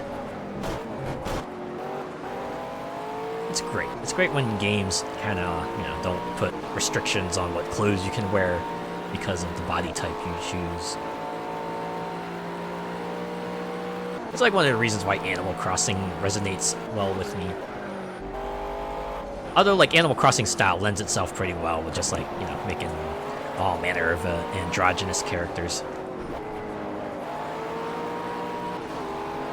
Yeah, hopefully the character creator in Wilds Second place, like your style. Keep pushing. really lets you create a femme-looking guy. And I can have him wear the feminine armor. It's gonna be great. I'll be running around rocking a Mitsusune set. Oh, and of course, you know, benefits of the flip side as well. The ladies will get to, you know, wear all of the cool armor sets. They're gonna get to look cool and badass and fully covered and everything, and that's going to be really awesome too. That's the fastest lap of the race. Great lap. I imagine there's probably going to be like a lot of guys also wearing the Kieran set. I feel like that's going to be one of the things about Monster Hunter, right? You think Monster Hunter, you think about Kieran set because that's the one that shows up a lot for good reason. You're a femme-looking guy. Oh, my model is pretty femme-looking. I agree with that. Hello, Muck Pie. How are you doing tonight?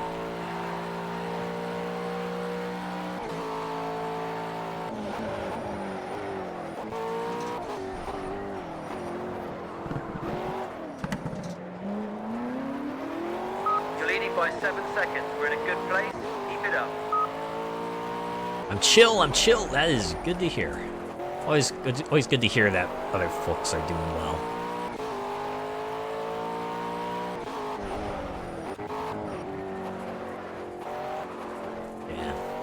Monster Hunter Wilds release date in 2025. So I got like 4 months, plus however many extra months they have, depending on the release date, to do Sunbreak.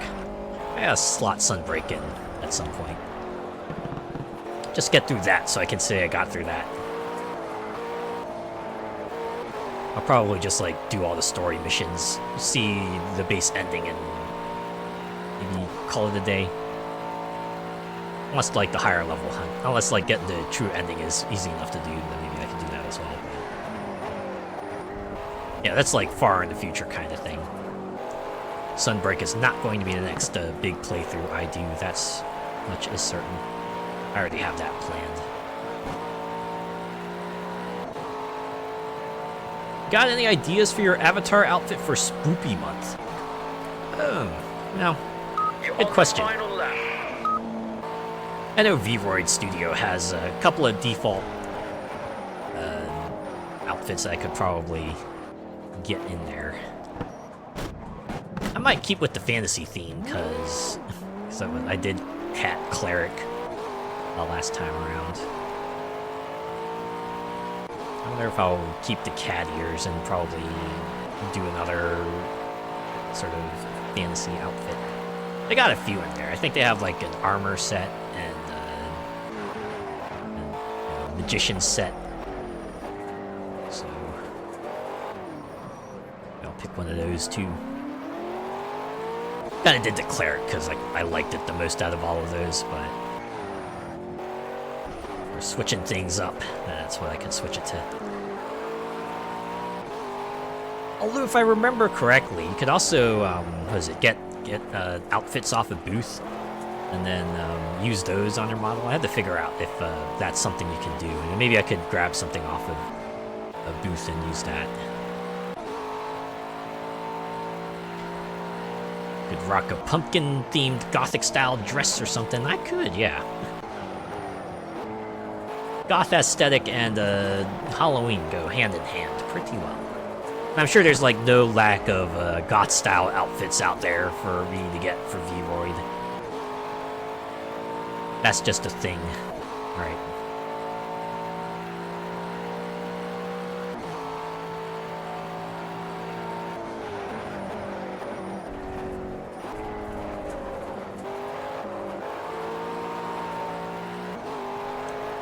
Maybe I should start looking into spoopy art as well. So we are about a month out from October. I already did my Skeb commissions for this month, though. I kind of went on a tear last night and just went and requested a bunch of art from a bunch of people on Skeb and like, I kind of, out-budgeted for this month at least, so gotta wait till next month before I can put in some requests for spooky art. Hey, there we go. Ooh, oh man, we did it. Another smoky trophy.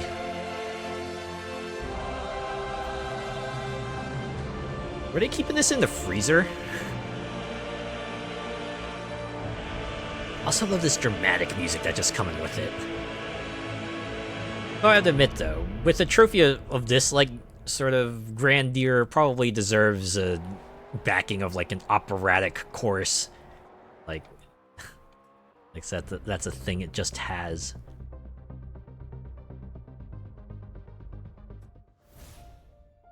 There we go, GT3 Euro. Your success has gotten you noticed, and you've been endorsed by K-Max.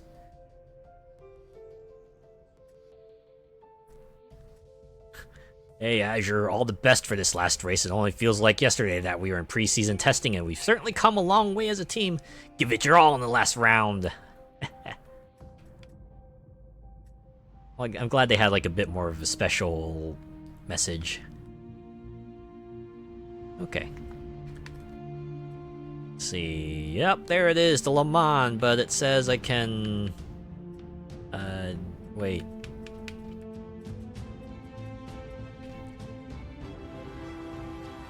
I'm seeing a jump to the day and finish season thing there. Wait, can I go in here?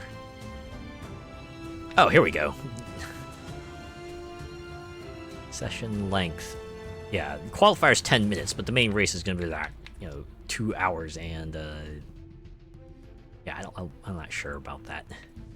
And we already did the Le Mans. We did the Le Mans last time, and we've already proven that we can kind of kick butt in it. So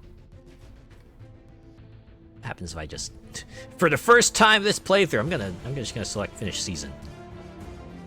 There we, oh wow, okay, good, good. We can just skip it. Great, cool, awesome. You have reached the end of the season. Please review your contract offers and sign a new contract to continue with the next season of your career. Oh, we're in ad mode. I mean, you know how this plays out. It's nothing new, right?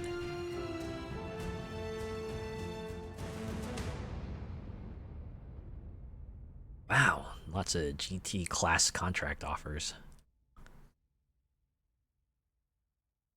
Let's see, that's Endurance GT. Asphalt Thunder is not saying, this one's saying GT4, although I think that might be the car. Or no, that might be the class.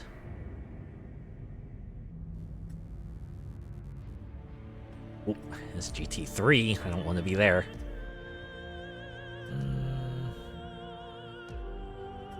Well, I don't want to do endurance, because endurance races tend to be like extra long, don't they? Oh, I could do Formula C. Formula C, huh?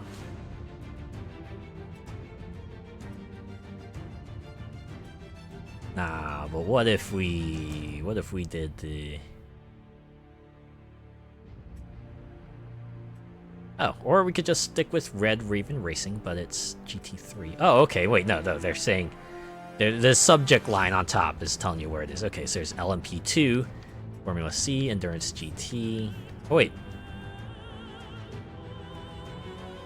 Oh, welcome back from Adland, everyone. Well, turns out I was able to skip Le Mans, so I did. And now we're looking to see who we can sign up with to continue along our career here. Looks like our options are LMP2, Formula C, and Endurance GT. I have to admit, Endurance GT leaves me a little bit worried. And we've already done like a bunch of GT cars. You wanna swap? You wanna switch lanes here? Maybe go with Formula C. Check that out.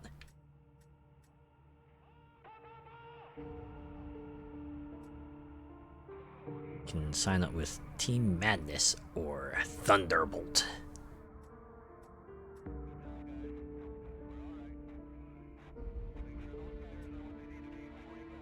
I assume Formula C means we'll be racing the same car, so that's why not telling us what you're driving here, because you know it's what it is. Or I could do LMP too.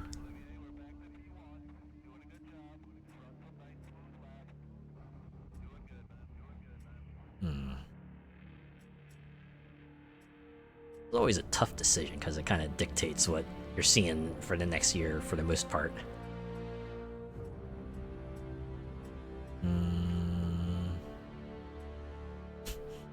You're cute. Thank you. Appreciate it. You're pretty cool too.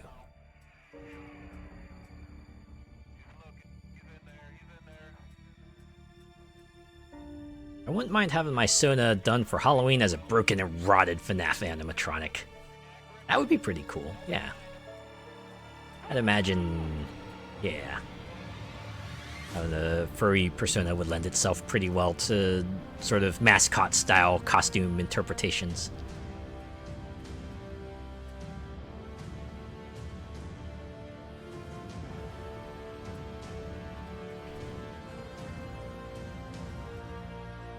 Yeah, okay, for the sake of mixing things up, I think I'm gonna go with, Thunderbolt. And I'm pressing A now. Welcome to Formula C Open Wheel Formula Racing. You'll start out in one of several regional series and race to earn yourself a seat in the Formula C Euro GT3. Yeah, look at this. Each round features Different a variety. race and a main race. Ooh, okay. Points are scored by the top 10 finishers. Yeah. Bonus points are awarded for fastest qualifying time and fastest race lap time. And do we have to pit at all? For repairs and tire changes, but no refueling is allowed during qualifying or races. Oh, snap. All right. Time to Not get that in it your matters. car I and don't hit the have. track. I don't think I have the settings on for that. But hey, do I have a Sona? No, not at the moment. Unless you're talking about like my VTuber persona, that's like as to the extent of my sonas. Although even then, my VTuber is just a human. I know. In the whole wide world of VTubers, I could have been like, you know, cat person, dog person, fox person, alien, demon, angel, even like, you know, the non-animal representation, and I just pick human. I'm like that in video games too. You could provide me with like all the races in the world to pick, and I'm like 9 times out of 10 probably gonna pick human anyway. I'm boring like that. Sorry. Anyways, I guess this is our new crew here. Oh, I guess one of our old crew, Peter Hyman's like, yep, see you later. And Charlton Day too. But now we have Liam Plunkett and Rico Malone, our new contact peoples. Rico is our engineer, and Liam, I have to assume, is like the team lead. All right, let's go out here. Let's see what our new calendar looks like. I like how I picked the Formula C, and we're gonna start with touring cars. But hey, you know what? This is fine. And then Nürburgring even. Man. Stuck with me as the resident floof. You're a good floof. Foxy fella.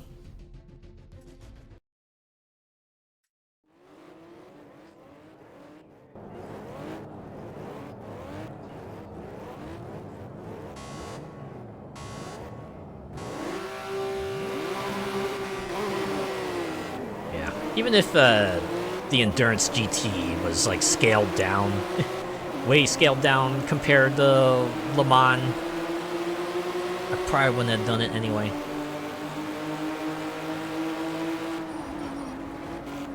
Been here since near the beginning. You have. Remember when you kind of first visited during like a Forza Horizon 5 stream way back in the day? It's like stuck around for two years and change since then.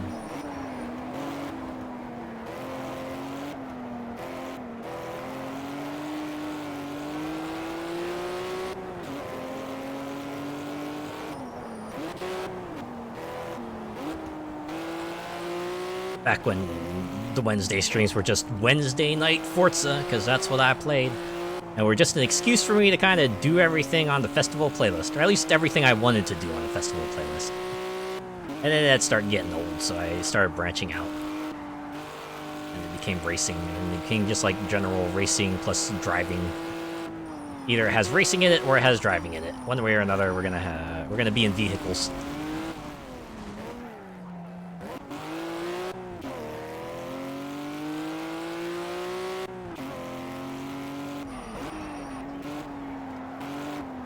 Wandered in and never left. Thank you for sticking with me this whole time. It's always nice to have someone, like, you know, just having like regulars in the chat, right? Folks that you kind of come to see a lot, known by their name. It's nice. It feels like I'm doing something right, you know? Doing something right to have folks come back frequently. Like, yeah. I'm on the right track, as it were.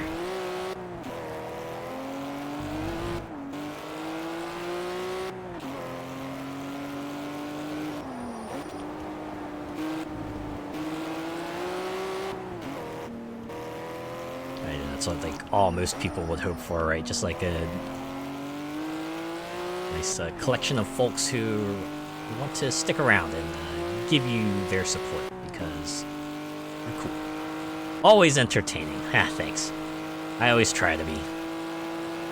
I know it can be like a bit quiet, maybe extremely chill at times, but I'm guessing that's probably like part of the charm, right? Other people enjoy like a high energy fella.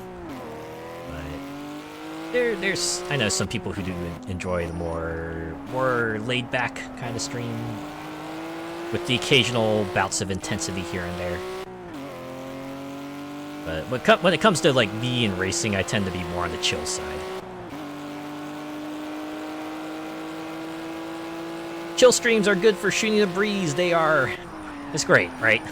It's like an excuse to kind of talk about everything and anything while you have just something playing in the background. You know, it's like having a podcast or a TV show, except it's a whole ass video game.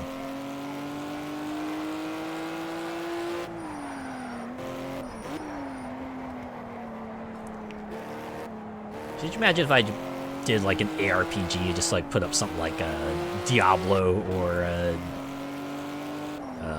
Torchlight or Grim Dawn or Titan Quest?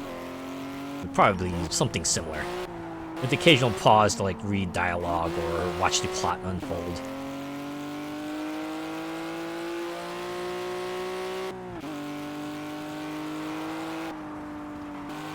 That's another thing I want to do in the future, just like do one of those games, either Torchlight or Titan Quest or Grim Dawn. Or maybe the one that came out recently, Last Epic.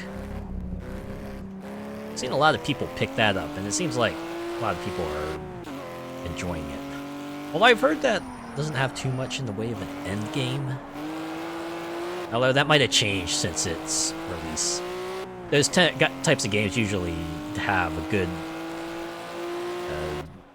amount of post-launch content and DLC. Like, I know Last Epic has gotten a couple of post-launch updates, and of course Grim Dawn, Titan Quest, bunch of DLC. But again, that's like a far in the future thing. Hey, look at that, a whole ass trophy, just like that. Sometimes you just want to sit and relax, not having stimulus. H24, the baby and the keys thing. Yeah, I get it. I get it. And I'm happy to deliver. Hey, it's a TC1 UK Cup. Well, it's a 2-rounder, so sure. Let's just get in here. Let's do it.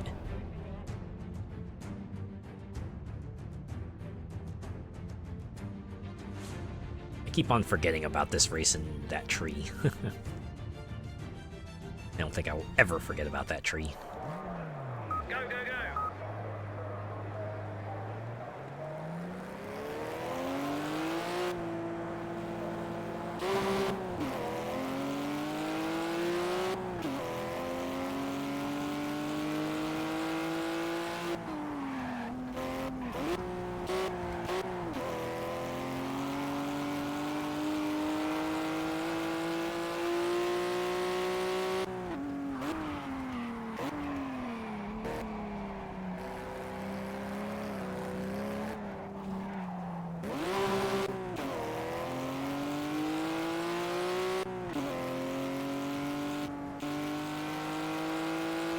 I hope they let that tree grow its arms back.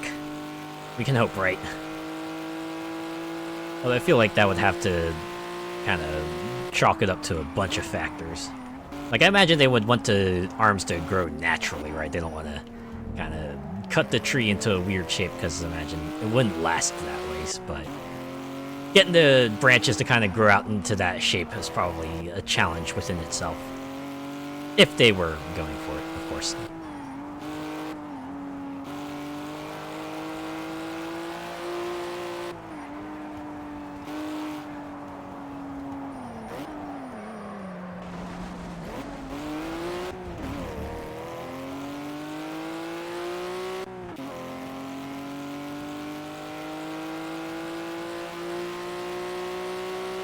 A lot of trimming and topiary, I bet.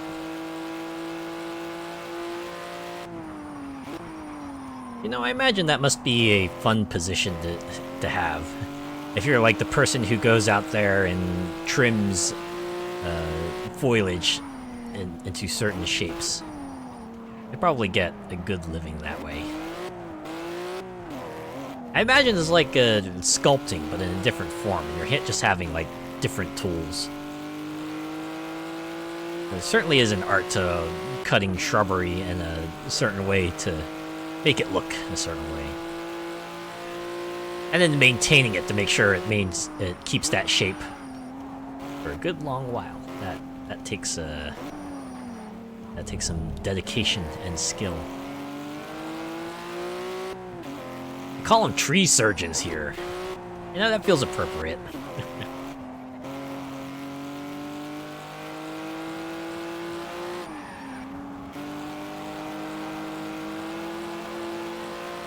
Just fixing them up.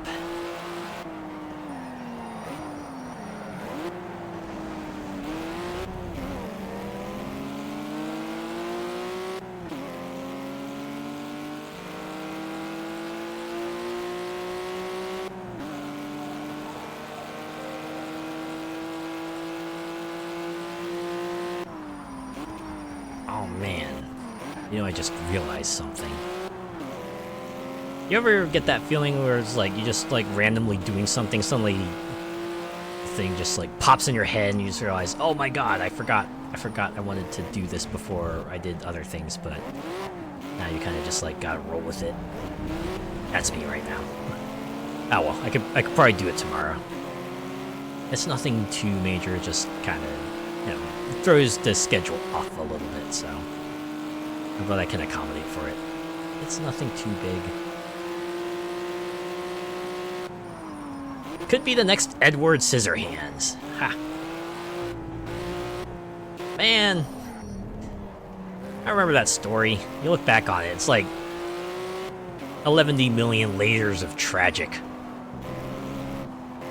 It was like the classic sort of level of tragedy for the movies of its day. Right, you're close to the ending, and it looks like, ah, yes, everything's gonna go well, everyone's gonna get their happy ending. And then, like, the thing happens, and then, well, you realize, it's never ever gonna be like this, is it? And that's like how Edward Scissorhands ends, right? Like, he was about to kind of be accepted as part of regular society, and then big ol' accident happens, and he just goes like, I can never be part of your world. Goodbye. And then he goes, locks himself in the house. You know, they try to spin it as something poetic. It's like, oh yeah, every winter you get like this snow that just like suddenly comes out from the house. And like, yeah, he's still doing his thing, but it's like, fuck, man, he could have had like the best ending ever. But nah, Plaza's like, fuck you. Gothic tragedy, right? Happy ending? Heh, no, fuck you moment. Exactly, right? What was it? The one Nick Cage film he was in around that era, right? It was like, what was it? City of Angels, I think? Where that one angel decides to become a human to be with the woman, and then the woman just gets like hit by a car and just fucking dies. Just out of nowhere. Because I guess we certainly can't have everyone be happy now, can we? I mean, yeah. I don't know why that one stuck out to me. I think it's just because it just feels so cruel, right? Like you do everything right. The characters do everything right. They work hard. They finally are going to get the happy ending that they've worked towards, and then suddenly Diablo was like, nah, son. Just like smacks you with a car. Fuck you. It was rough when Vincent Price died before he gave him his hands, right? He's like right there. He was just right there. Moments away from just, you know, just having it all. Only to have it just like ripped away in the cruelest possible manner.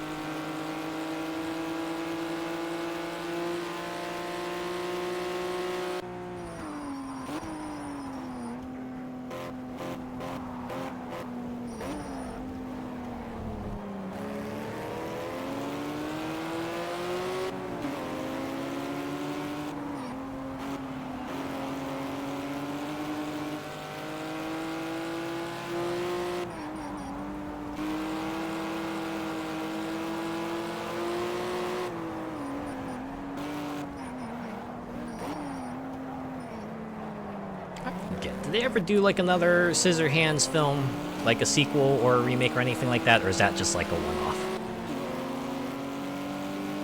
It's fine either way, right? If it stays the way it is, then we can just enjoy it, right? Enjoy that. At least it's not been milked to death, but they do have like a future film that... Nope. Okay. Just a one-off. Alright. You know, that's fine. I'm fine with that. Leave it be its thing. Leave it be, let it be a product of its time, its own standalone story. Something you can kind of study in full, right?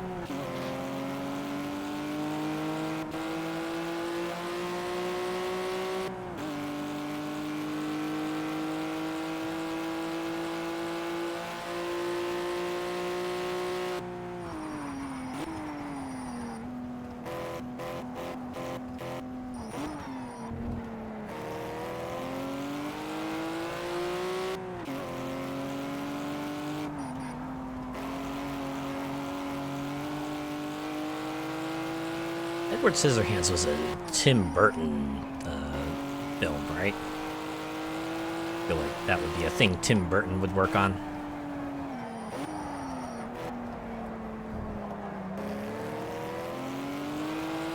Oh, either way, I'm just wondering if Tim Burton still does stuff. I imagine he's got to be like super duper old now, but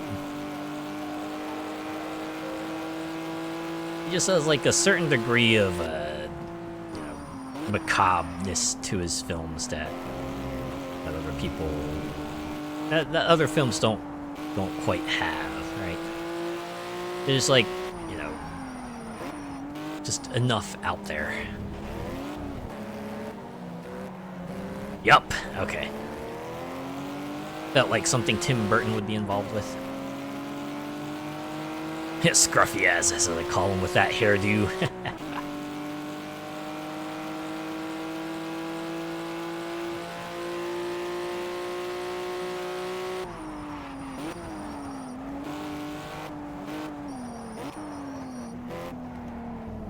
Correct me if I'm wrong. Did he also do Beetlejuice? I feel like Beetlejuice would be something he did. And I mean the film, the first film.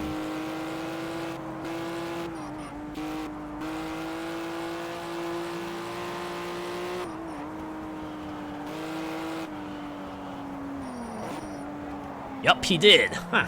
Figured as much. It only came to mind because what is it? They're having another Beetlejuice film come out pretty soon, actually. I forget it's going to be like a theatrical release or if they're just going to put it out on streaming services.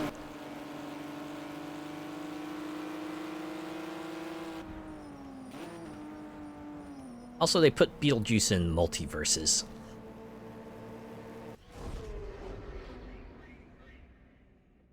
Although, multiverses is like weird about Beetlejuice because you can only get him with is it paid currency? Either you get them like via pack, or you use like the premium currency to get him.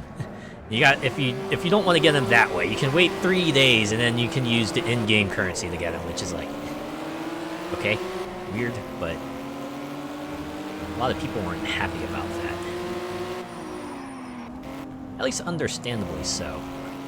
Feels like a weird way to kind of try to get money out of the player base. They even call it early access, which is like, bruh. And it's not something they announced beforehand either, which I think people got annoyed by as well, understandably so. Yes, Tim Burton, he mostly does just that one-off. The story is told one time and that's it. Well, that's good, right?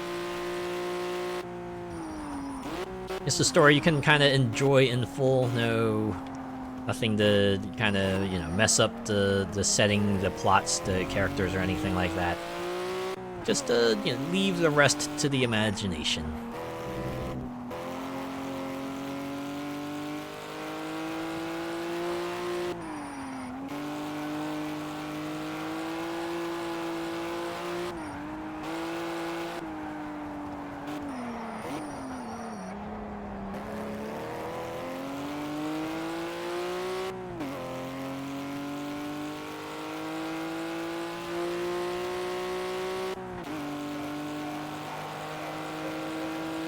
guess for an example where that didn't quite happen was like the Batman films. Like he did the first Batman film, if I remember correctly, and then the later, or the first live action. Well, okay, maybe not, but yeah, the one when you think of like live action Batman, the one you think of with the 80s or 90s, and Joker had the extra long gun that like shoots the bat plane out of the air.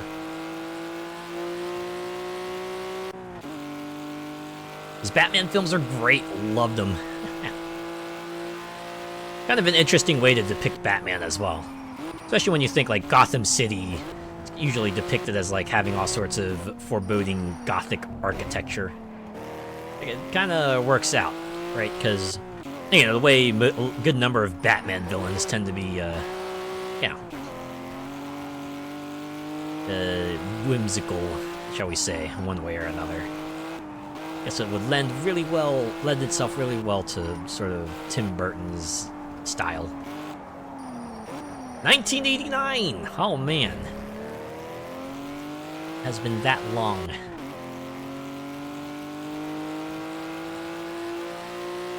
I remember when it was on all the time on syndicated television. In, like, the 90s and 2000s. Yeah. That was only just a couple years ago, right? Right?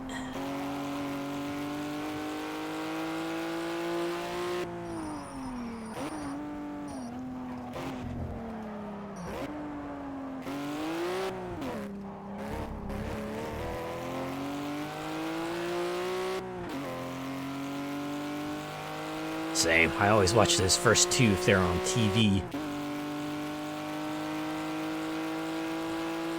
That's always the funny thing. You're like channel surfing, and suddenly you just get like that hit of nostalgia one way or another, right? The movie you remember from back in the day, or a show you remember from back in the day, and you're like, huh, alright, I guess I will block off, half an hour, 2 hours for this. I got time. I can just sit down and take a trip down memory lane.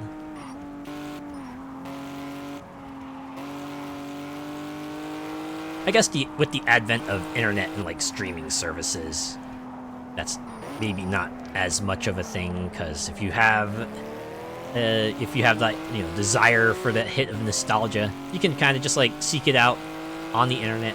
It'll be somewhere. You know, one way or another, you'll find it. You can watch it and enjoy it.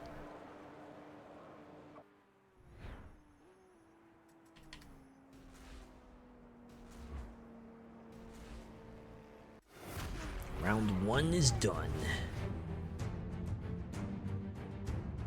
So when do we get to like do the Formula 3 stuff?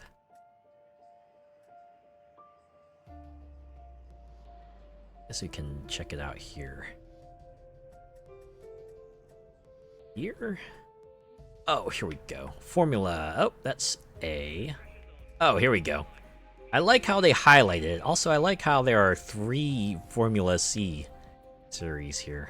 We're gonna do all of them. March is going to be a very busy month. Hey, well, we'll cross the bridge when we get there, right? Let's just continue focusing on Road TC1 UK Cup. They did that the other day here on 3 nights. They put the first 3 Rambo films out on. I was like, sits down, cancels plans. Let's go. Yeah, you see the commercials like, oh yeah, we're doing a whole, series week. We're gonna show all the movies from this series. You can catch them on at 9 p.m. on our channel or something like that. Or even worse is when they do like the 24-hour marathon. Although in those cases, I would be like, okay, I'll catch it when I can. I'm not gonna go plop down on the seat and watch TV all day. Especially these days, I feel like attention would be like 75% on perhaps like whatever portable computer or phone I happen to have on me. Maybe 25% I'd be paying attention to the TV.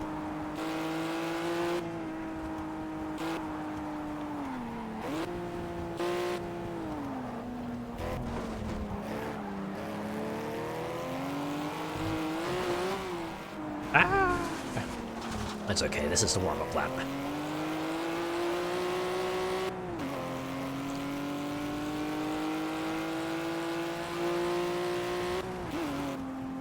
Yeah, Rambo is a pretty good reason to kind of kick back and relax, huh? At least any property, any film, show that you enjoyed in your childhood is a good reason to kick back and relax if you see it again.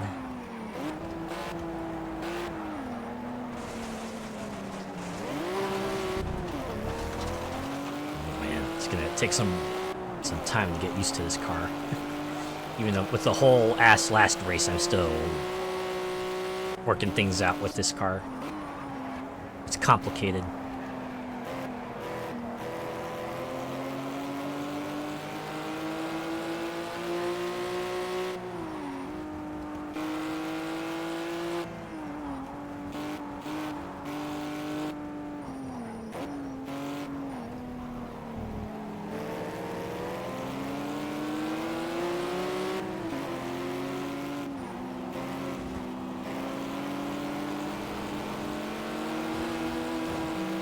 Sorry. I know you're just a computer driver, but still, sorry.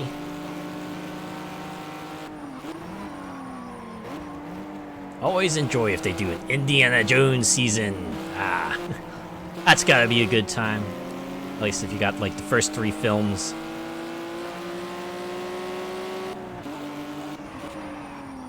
Oh, I didn't realize we were in ad mode this whole time. Mombi. Oh, speaking of Indiana Jones, they did show a few more things at Gamescom with the Great Circle game. Is it weird that I'm like maybe a bit excited for that game?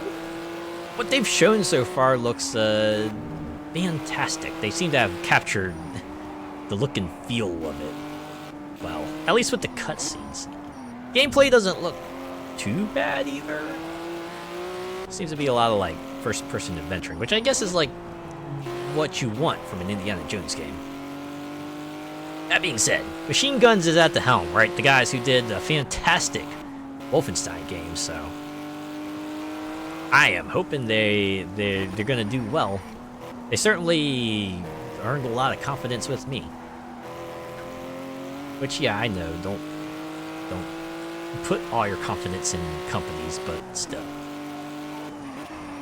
If they mess up, it's gonna be a bummer, but I am feeling alright about it, right? I feel like they might do it justice. What they've shown so far looks promising, so here's hoping it comes out and completely rocks the scene.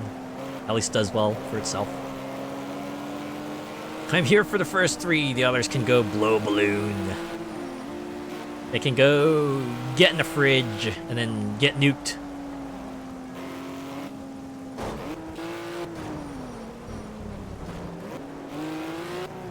Oh wow, I got an achievement for crashing into the AI opponent of a Slightly Mad Studios employee.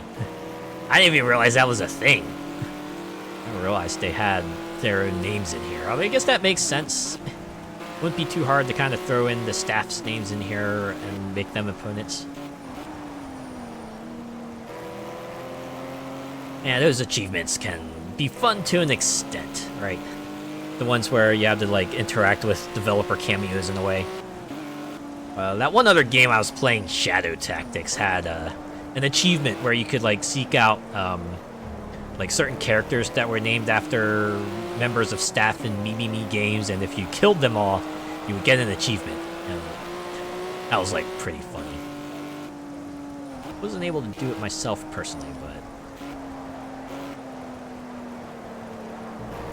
that being said, it can go awry. Like the one other achievement type that I'm not maybe the biggest fan of is like that viral achievement, right?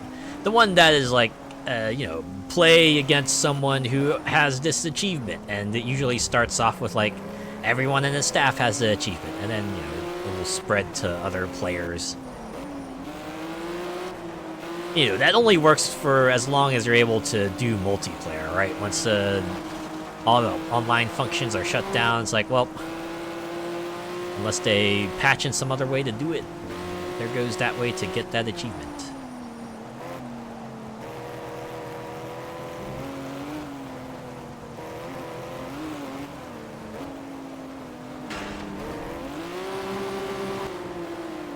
Okay, maybe I could just conclude it here, skip to the end of the session. Okay, good, they didn't knock me back for that. We'll just go into the final. We'll go into race day with the current state. This overcast sky is not really filling me with confidence, but we'll do what we can. We do what we must because we can. For the good of all of us, except for the ones who spun out and drove right into a wall.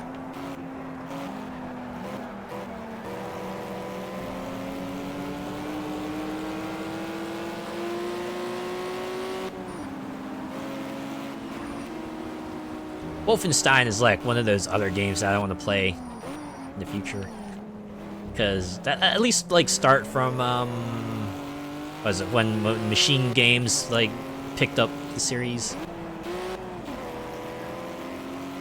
I think it was like the New Order, right? And start from there. I think that was like the start of where people were kind of actually paid attention and went, "Oh wow, they actually did something interesting with Wolfenstein."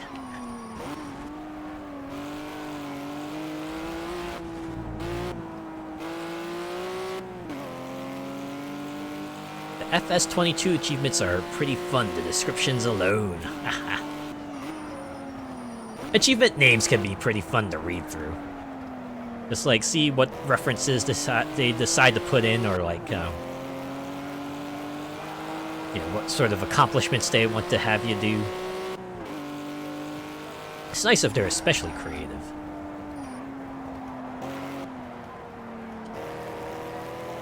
Like, ever since Dead Rising had that one achievement for killing enough zombies to equal the population of the city the game was placed in, you know, there were a bunch of other games that have done achievements to that degree, and they always reference Dead Rising for it. Although I think the funniest one would have to be Rock Band, right? Rock Band was the one where you had to do a number of hammer-on / pull-off notes equal to like the number of the population in the city from Dead Rising, which is like okay. It's funny because it's like mostly unrelated.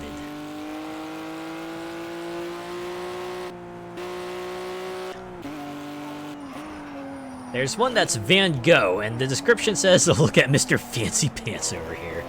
Oh yeah, and the ones that just like maybe say something else, right? That isn't just do accomplishment. Maybe they get a bit more sassy in the description.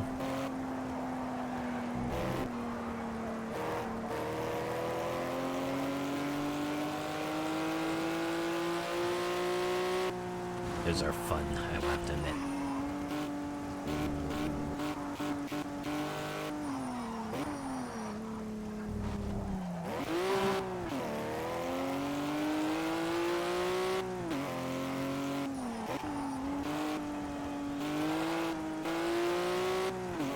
Are there any other achievements that stand out to you as particularly amusing?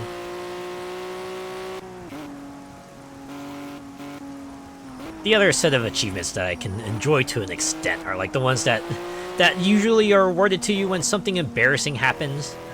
Like there's the one in Dead Cells where it's like, yeah, you could ground slam into like a pit of spikes. That's an achievement. Or you died because you let an elevator fall on you. That's an achievement too, right? I always find those amusing. Like a handful of those can be amusing. It's like, haha, we noticed you did a dumb thing. Now here's something to remember it by. Amazing for an especially funny thing to kind of shoot for. I just imagine going out of your way to get an achievement of dubious honor. Yeah, it's all in good fun. As long as it's all in good fun, right? I think there were like some achievements in Near Automata that were like along the same lines. Right, they were like, get all the bad endings, and another one I think was like, explode all your clothes off, or something like that. Yeah. Feels about right, right? Hey, historic GT5. Classic GTC.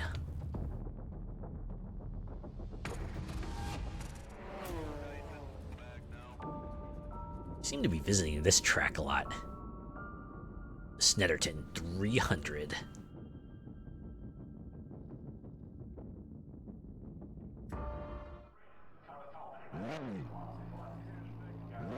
Ultimate possumness, and it says, "Who's a good boy?"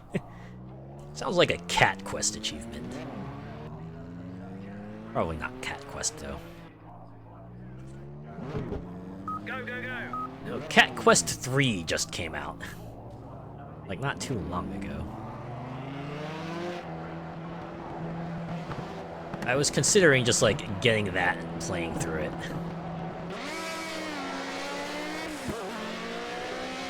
I don't know if it still has its launch discount. Ah well, maybe even if it did, I might just like wait for a bit. See what else they do with it, because you never know, right? You might need some patching, or they might decide to like, you know, do some post-launch updates. Although I don't think Cat Quest 2 or Cat Quest 1 had like any major additions. It was mostly just like bug fixes and stuff, so the reason to wait would probably be just for a discount. That's all.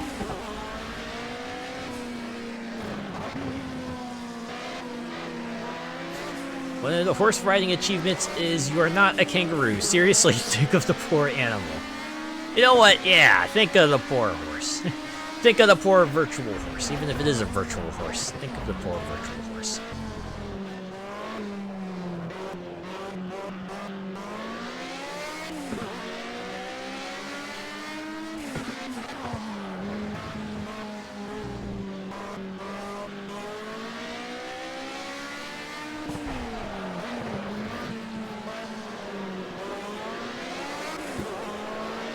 Oh, there was another achievement I remember. I think it was Yakuza 0, where, like, during the story, one of the things you have to do is, like, get a dish of takoyaki and bring it to, like, another person. The funniest part is that if you wait, like, 15 minutes, it'll grow cool, and then you'll get an achievement for letting the takoyaki grow cold. You know, they'll tell you off for it.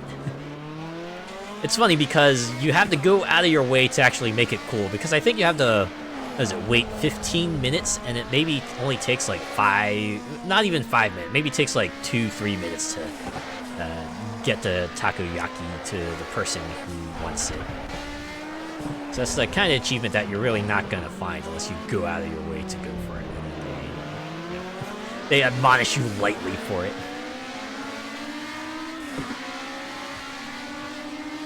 This is my weekend vehicle. Yes, I need every one of these. The one after that is vehicle fleet okay. I might have a problem. That's like me in like any car game ever, right? It's like, oh yeah, I'm collecting so many cars, and like 98% of them will probably just stay in the garage, but you know, might as well have it for the collection anyway, right?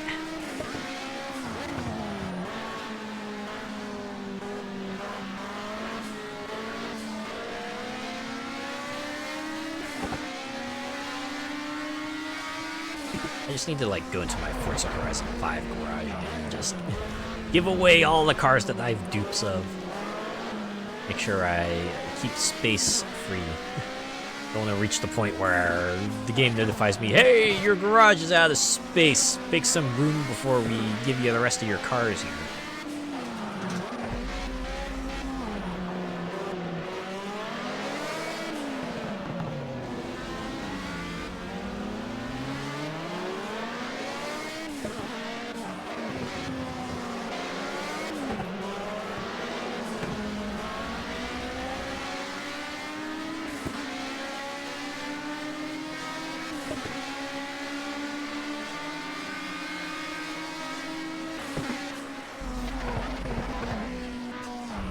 spring clean of the Azure Garage, hey.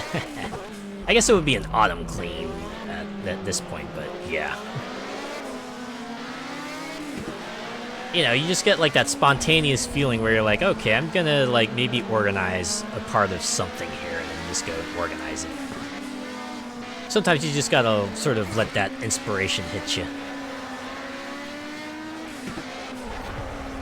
You know, when it comes, you just roll with it. Because most of the time you're gonna end up in a better state, right? Your space is gonna end up in a better state. You're probably gonna end up in a better state. You'll probably feel accomplished, right? I remember when I let my island in Animal Crossing New Horizons go. I just let the flowers go wild and just like take over every inch of my island. And then one day I decided, you know what? I'm gonna go clean this place up. I'm gonna go dig up all the flowers, clean up all the paths, and make this island look a bit more presentable, and I did that. And my sister, who was also playing the game, also kind of saw it like in both states, right? Saw it in the flower-filled state, saw it in the cleaned-up state, and she was like rather impressed that I got my act together and just you know, made the island look a lot different, a lot less flower-filled. Wouldn't have been a bad thing, but, you know, I put in a bunch of different decorations. Just made my island look like an island. An island that everyone could enjoy. Lots of different zones and locales and everything. It's been a while since I've checked out New Horizons. I don't know if I'll go back to it at all. I kinda had my fill with it. I'll probably just wait until the next Animal Crossing title to kind of drop back into Animal Crossing again.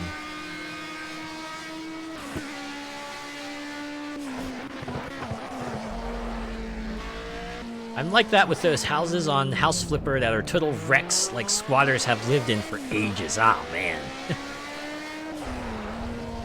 That's always gotta be harrowing. Just like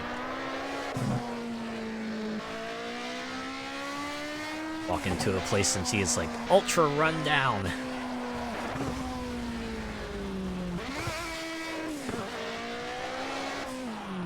I knew some friends who long ago decided to like do house renovation to kind of sell in real life. Boy howdy, they sure had a lot of stories to tell about that house.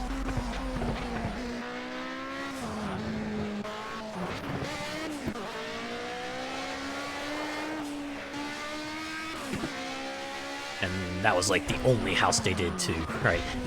Once they got that house fixed up and got it sold off, they're like, never again. The kind of thing, like, you know, certain people like to romanticize, and they're like, oh man, yeah, you could get this house on the cheap, and then you fix it up, that's all you gotta do, right? And then you can sell it for like a gazillion dollars and roll in the dough. And then they forget. Yeah, but there's a time cost, there's a labor cost, there's a human cost. You know, a potential for injury, maybe more than that. You gotta factor in the cost of equipment and, you know, materials and everything else. It's like, I always like to go back to one quote the Arbiter always says, were it so easy, right? I feel like a lot of things you could just respond with, like, were it so easy. Someone tries to propose some sort of ridiculous idea to you, right? They're like, all you gotta do is just this, and then you can just respond with, were it so easy.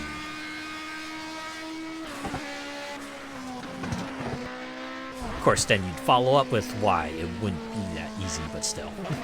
It's just the way it sounds, right? Were it so easy. Just makes you sound like a pro or something.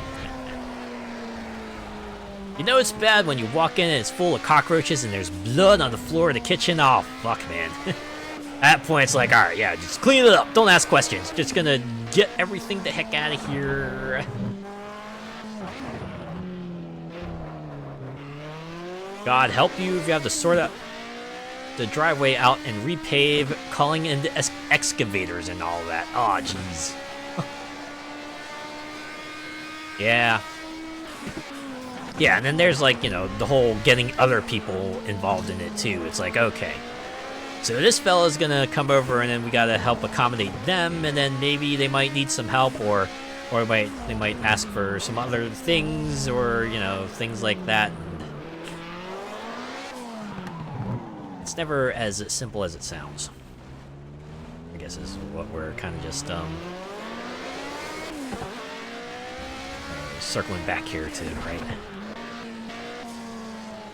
Yeah, skip higher for the rubbish. Yeah, you gotta have that too, right? It's just like a big old container where you can just throw in all the excess and all the garbage and the materials that you're definitely not gonna need anymore.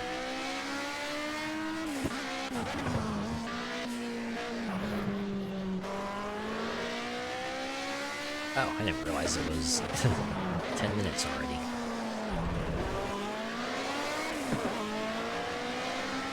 Well, that's not what happens when you chat sometimes, right? Even in real life, you're like talking, you're just having like the best conversation ever. You go look at the clock and it's like, oh man, it's been a few hours. Oh man. That's when you know you stumbled onto something good. When you're just able to kind of chat the hours away like that.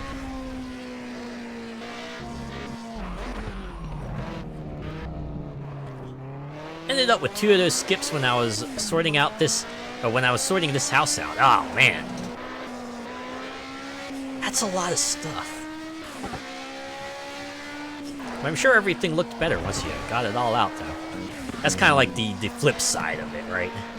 Once you finally kind of get it fixed up to a presentable state, look at that.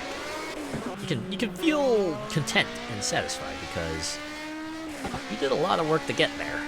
Right?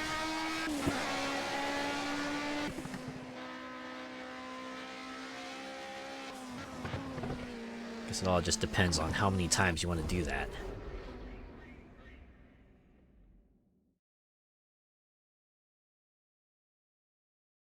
There's a rule that I like to apply to mostly everything. If it's cheap and it shouldn't be, there's a reason. Good words to live by, right? You get what you pay for. I guess in modern day terms, you could call it sus, right? If this normally expensive thing is what someone is selling for cheap, it's sus.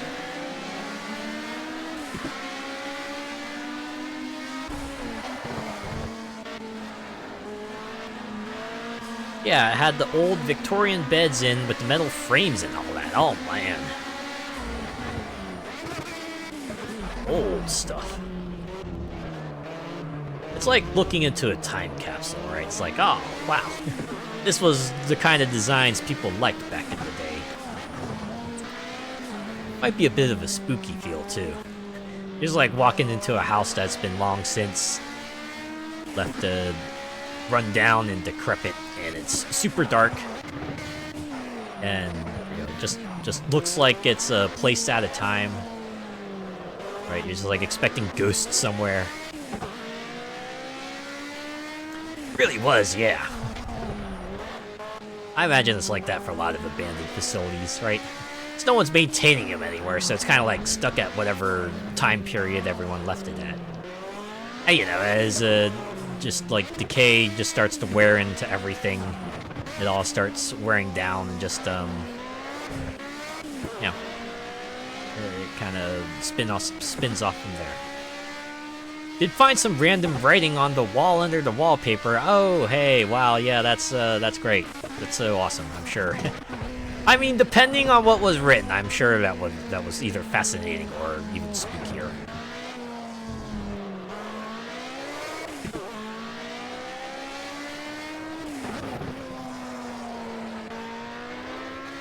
Like if it was just like a letter to someone or something, that's pretty amusing, pretty cool. But you know, if it's something like oh, he's coming or something like that, then ooh, oh boy, I'm black. No, get me out of this house.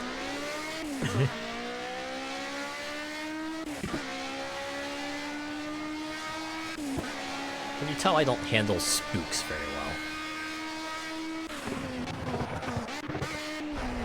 Like even if something's not supposed to be scary, I'm usually skittish enough that I'll probably jump anyway.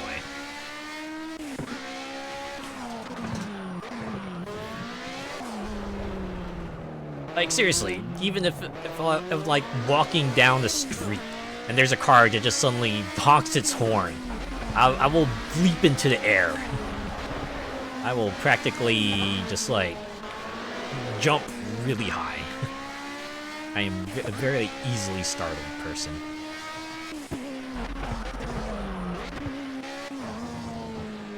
James Blackhall, 1899. Ooh, oh man. Now that goes back. Even then, that leaves you with a lot of questions. It's like, who is James Blackhall? Why is the year here? And what is the meaning behind this writing?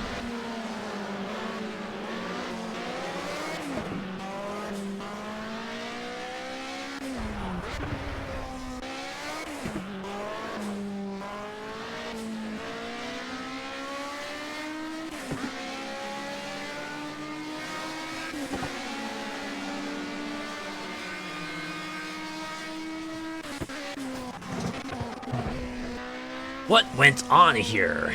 A riddle for the ages, right? Because we all know James Blackhall probably ain't around to tell us.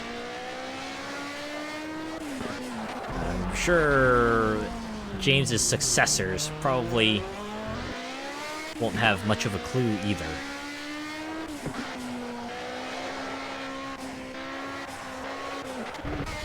I feel like that would be like one of those things an internet video person would very much pick up on, right? That would go out of their way to find out, oh, who is this James Blackhall person, and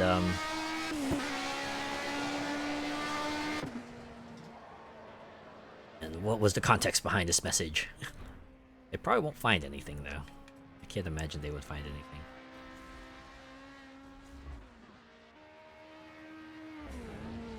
Mind you, I'm like 500 yards from a cemetery. Oh, man. Fun.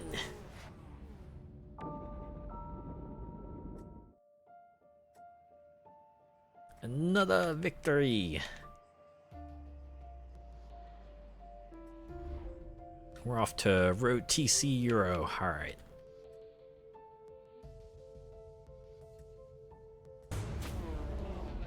I don't know if I could stand being near a graveyard. You know, I imagine 9 times out of 10 they're probably safe. They're probably like super safe, but I don't know. Maybe it's a byproduct of, you know, films and TV shows, but... Go, go, go! But I would certainly be pretty spooked. Hated walking past there at night. Yeah, that's perfectly understandable.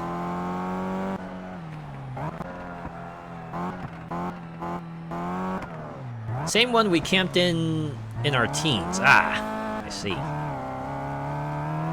I mean, even setting aside ghosts and zombies and what have you, there's always like the practical element. Usually graveyards tend to be, you know, pretty unattended, which lends itself for a lot of more shenanigans and you know, hooligans and ne'er-do-wells to kind of do their thing. So there's also that danger. Like, it would be pretty easy for them to do something and then get away with it.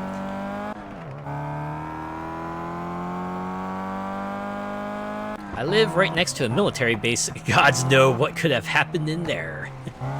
And we will probably never know unless something happens to them that would make us all know for some reason. Hopefully it won't come to that.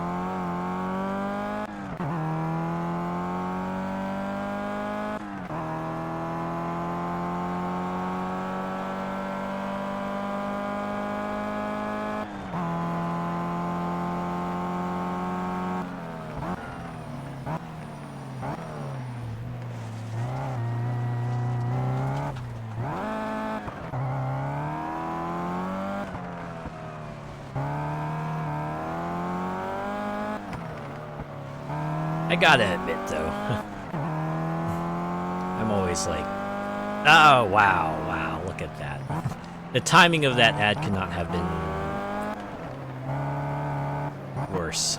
Alright, I guess we'll continue this conversation in 90 seconds. I will just race in the meantime. Hopefully I can get at least one good lap in here.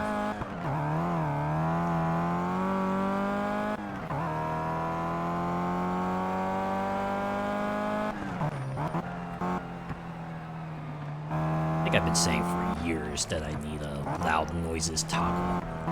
Just turn like the mic mute, or maybe just like put in another button that mutes the mic, and then puts up a text that says loud noises temporarily muted at the moment. Really signal to everyone that yeah, I'm quiet for a good reason right now. One day I'll remember to do that.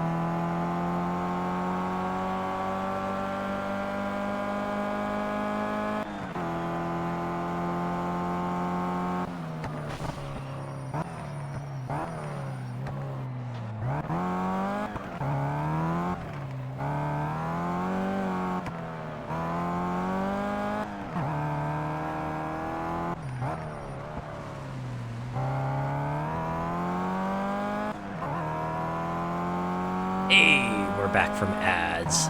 Enjoyed ads. I hope you enjoyed the ads. Those places are intriguing when they're abandoned for years, as with most places are. I'm guessing with the military bases, it's like, I don't know. I suppose there's the thrill of, oh man, what if we stumble upon some sort of secret? I'm sure that's been the basis for like a movie out there somewhere, right? Someone just like goes into an abandoned top secret facility and discovers a horrible secret that they suddenly unleashed into the world, or something like that. Or they uncover like a big old conspiracy that's been hidden from the public eye for all this time.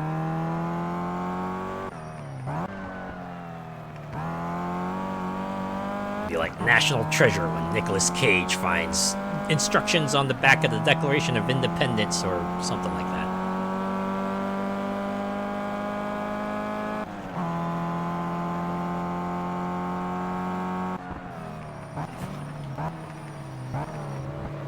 Some hidden underground bunker beneath the base, oh yeah.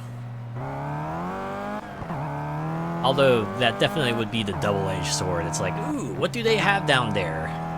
But also, ooh, what if we can't get back out? That would suck, wouldn't it? It's like, well, you better not get lost. Or, you know, trapped inside. Or become incapacitated one way or another.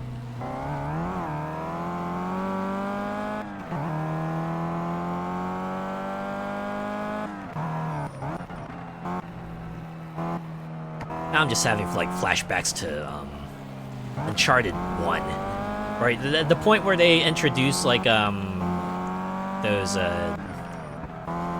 zombie-like creatures into the game, and you're like fighting underground with like World War II era weaponry or something like that. It's like a crazy ass twist that kind of sort of defined the series for a little bit there. Locked behind bomb-proof doors or something. Oh yeah, right. You get to the place that's been sealed tight. It's like, I don't know about that.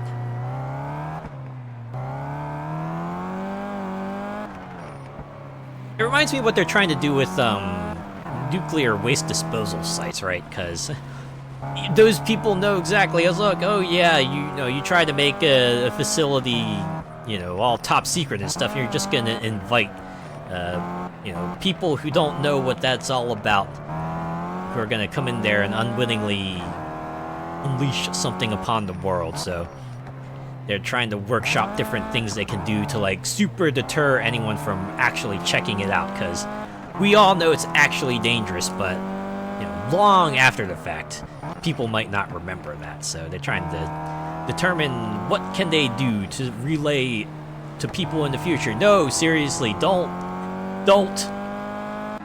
Just don't. Like all those folk that tried to get into Area 51.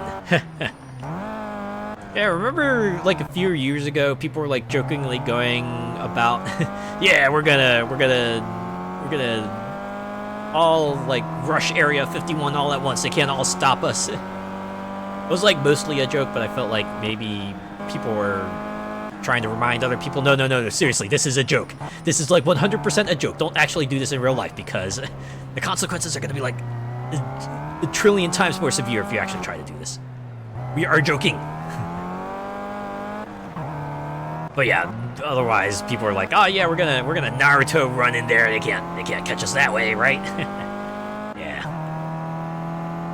Other than that, don't actually try this.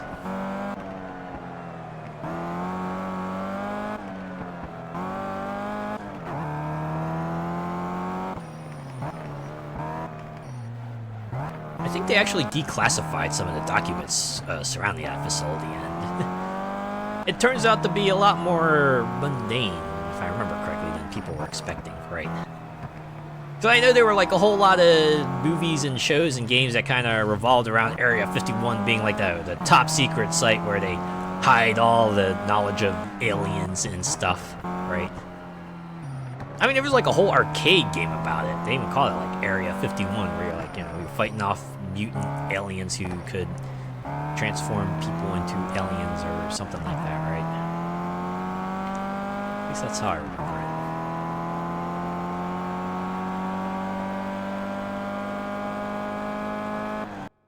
it. Okay, that was another lap done, so we're just going to skip to the end of the session, take our first and race.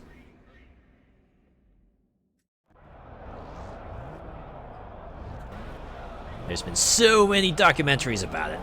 I bet there were. Everyone's gonna want a piece of that pie. They're like, yes, people will all be watching this. I think a lot of folks just have a fascination for mysteries, right? They just like being able to solve problems, even if they've already been solved. Is like, ooh, oh boy, right? You get all these pieces, and then you try to piece them all together to fit them all into some sort of coherent story, one way or another. Gotta admit, there's something real compelling about that. Although I try my best to try, not get too in over my head about it. I feel like that could be a very dangerous rabbit hole to fall into. Of all the other rabbit holes I fell into, that might be the rabbit hole I try to not fall into the most.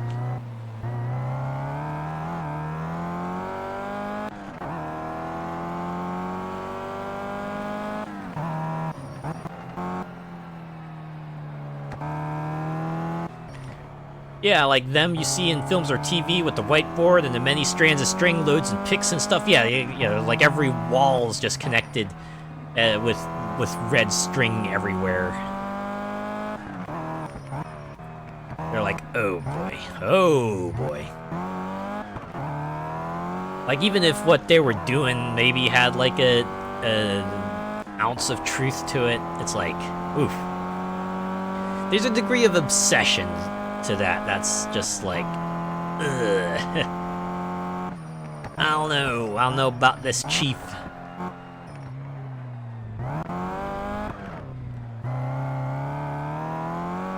Yeah, what's next? Tinfoil hats? Right?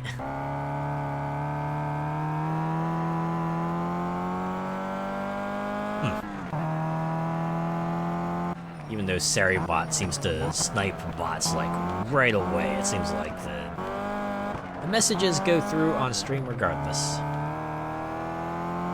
wonder if there's like some way I can maybe fix that up.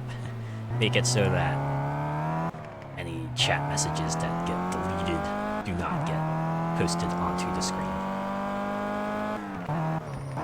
I'm sure there's documentation somewhere.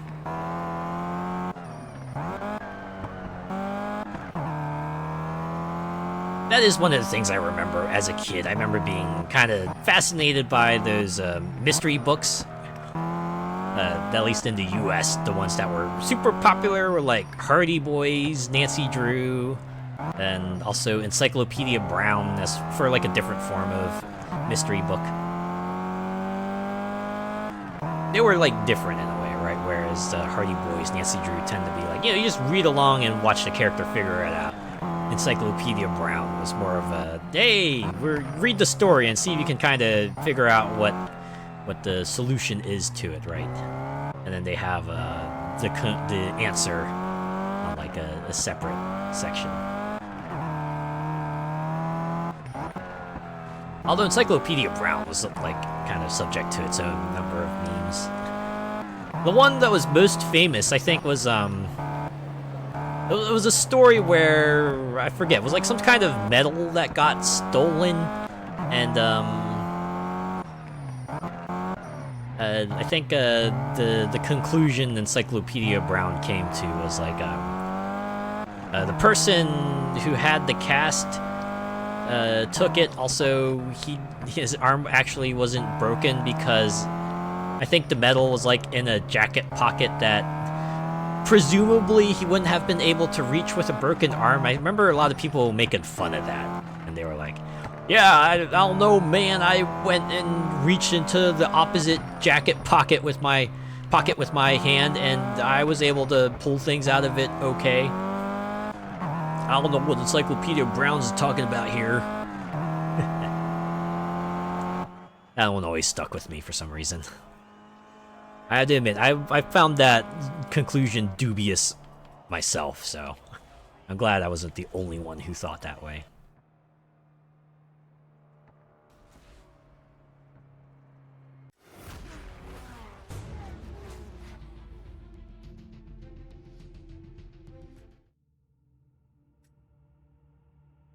Then you have stuff like Flight 19.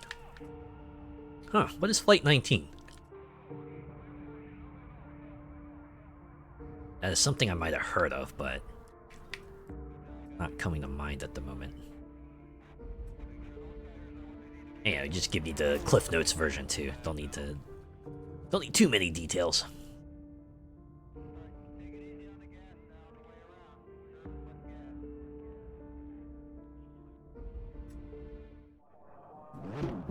Go, go, go! It disappeared in the Bermuda Triangle and has never been found. Ah, okay. Alright, so this is like a part of the overall series of Bermuda Triangle. I remember when people made a big deal of that back in the day too. It's like, ah, yeah, the Bermuda Triangle, that's where all the weird stuff happens. And certainly a good number of films revolving around that too, right? Like, oh yeah, a ship has inadvertently entered the Bermuda Triangle. Now, freaky stuff is going to happen.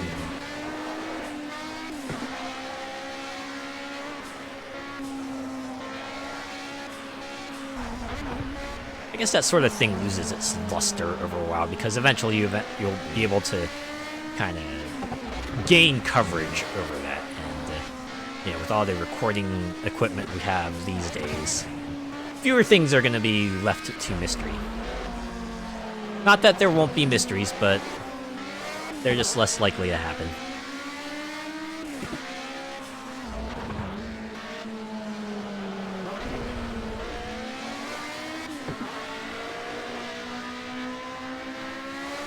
The one that stuck out to me, at least only because it just one of those things that showed up on primetime television. It was a film, and I guess my parents were just compelled to watch it for some reason, so I just ducked out of the living room, but I would catch glimpses of it. But it was like when this crew would enter in the Bermuda Triangle, and they happen across a ghost ship, and they get on the ship, and ghost things happen to them, and then they fall one by one. Eventually, at least one person, was able to leave the ship. They get picked up by the Coast Guard, and then there's a narrator that just comes on and says, "Yeah, they've been gone for months, and we don't know what that survivor was talking about," or something like that.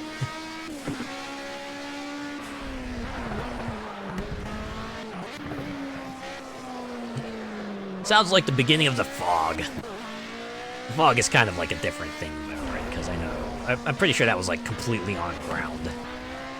Also, I don't think there were creatures, more just ghosts.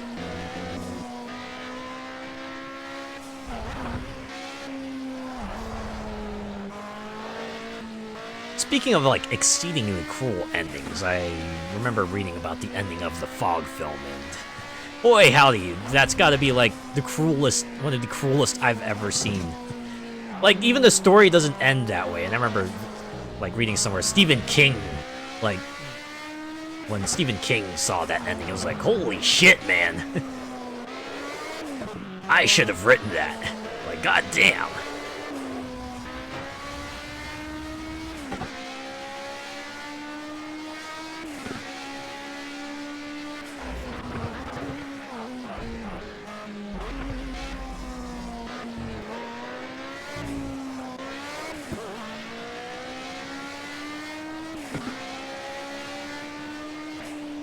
Creeped the hell out of me as a kid, as most Stephen King stories usually would.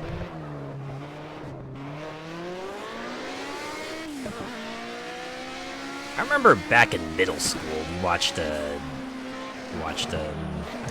old version of It, right? Not the newer duology of films, but the old version of the It film. And yeah, even, you look back at it and go, yeah, maybe it was like a bit cheesier in parts than usual, but yeah, I was sufficiently freaked out by it as a kid.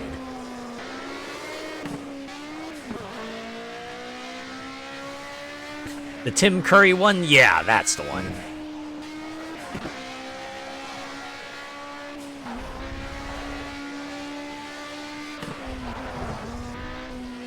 Love it.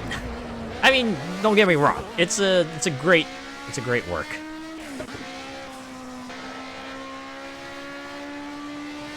It's just not my thing.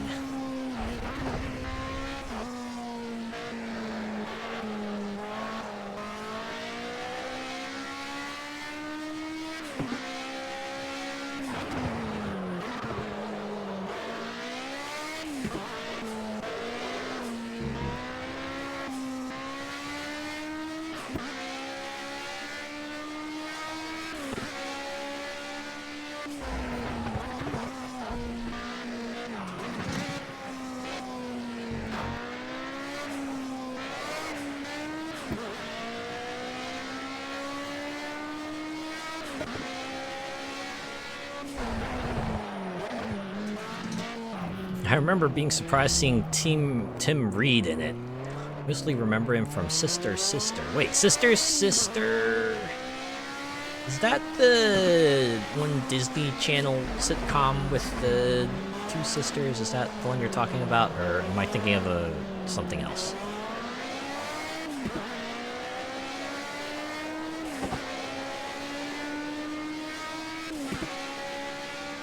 I had a sibling who was like super big in the Disney Channel back in the day.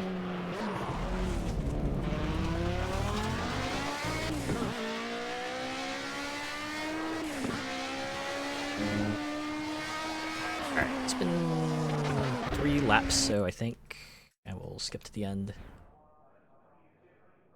Oh, wow, they knocked me down to 8th. Whatever. I can work with that. Right, it's the halfway point of the pack. I only have to get past half of these opponents here. Here it was on Nickelodeon. Huh. Okay. Maybe it was a Nickelodeon show. I know Nickelodeon did a whole number of kid sitcoms as well, so I might have gotten them mixed up, like the boomer I am.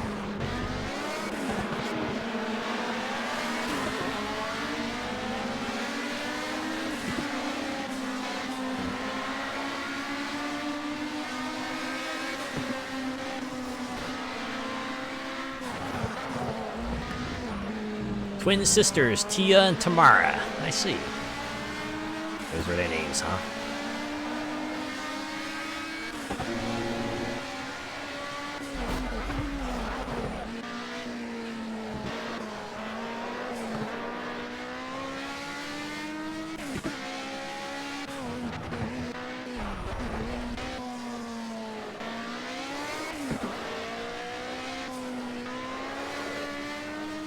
Gotta admit, by the time those shows rolled around, I was like pretty big into the Cartoon Network block. Like those shows.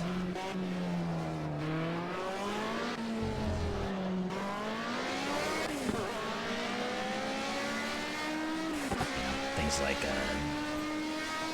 Dexter's Lab and Kids Next Door, Cow and Chicken, Justice Pals, I think.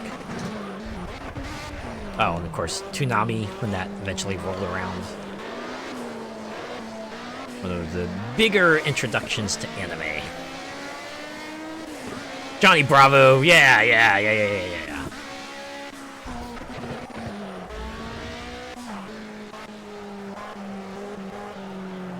Later on, Powerpuff Girls, Teen Titans.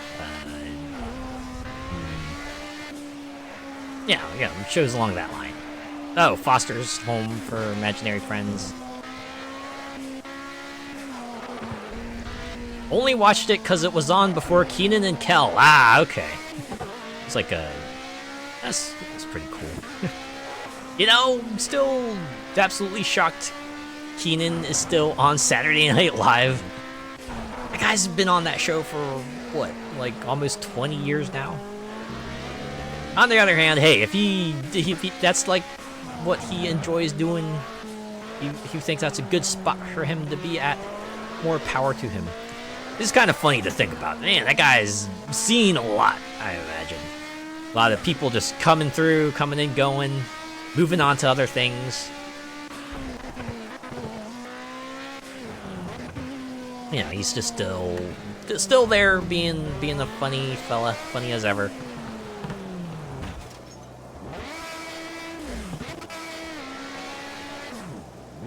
Ed, and Eddie. Oh yeah, cartoons. I forgot about that branding. Keep on forgetting. I have to do the whole feathering thing. Oh my god, this was my race to win, and I squandered it.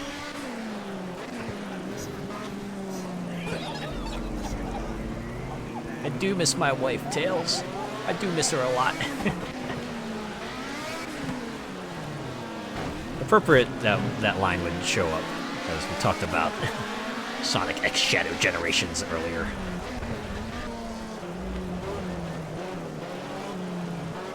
He does that, and Kel did stuff like Battle Los Angeles. Ah, is that what he went on to? Yeah, I keep remembering. Just feather accelerator.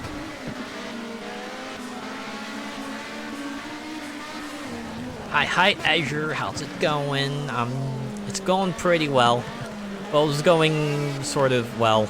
Maybe not as well, because it's raining buckets over here now. It's just throwing my handling to the wind here, but otherwise, I've been doing pretty well. How are you doing? Welcome, Moo Goo. Hello. Thanks for checking me out.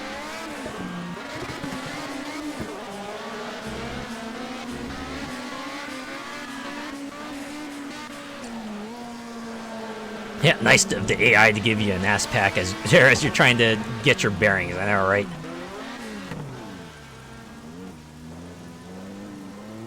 Blah. Ah, well. It happens, right? Sometimes things just don't quite work out.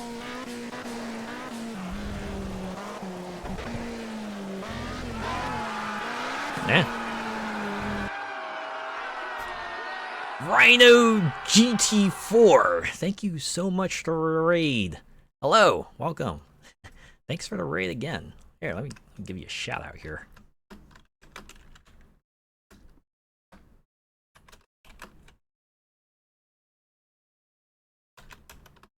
How are you doing? What were you playing? F1 2017. Whoa. How was that? How were things? I hope you were kicking butt there, whatever you may have been doing. But yes, wow. How's P Cars doing? It's going all right. Actually, it was going a lot better before this race here. I don't know. Rain comes and I just like my performance completely falls off a cliff. Before that, though, I was doing pretty well. As for the game overall, I'm greatly enjoying it. In any case, I hope you had yourself a good stream. But yes, hello everyone, Rhino GT4 and Raiders. I am Azure Gale. I am a wandering VTuber. I play indie games. I play racing games. I play tabletop games. And I do enjoy a good sim racer every now and then, which is why I'm here playing Project Cars. And in any case, yeah. Oh, and thank you for the follow, yes. But yeah, if you need to step back, get yourself some rest or refreshments, feel free to do so. But if you want to stick around and maybe see me try to struggle in the rain some more, kick back, relax, and enjoy the show. Hell yeah, love to see another PC enjoyer, yeah. I've come around to sim racers, right? It was like starting about 2 years ago with Forza Motorsport 7. I played that on a whim, and I was like, oh yeah, I'm just gonna do this for like a stream or two until I decide the new game to play. But I don't know. I actually played all the way to the end of the career, and well, here we are. Right, it kind of branched out from there. I was like, yeah, you know what? I'll play another Forza Motorsport. I played 2013 when it came out, and now I'm here trying to play Project Cars, right? I do apologize for this performance. It's not my best. Granted, I don't exactly do that much to begin with, but I enjoy driving. I enjoy the racing.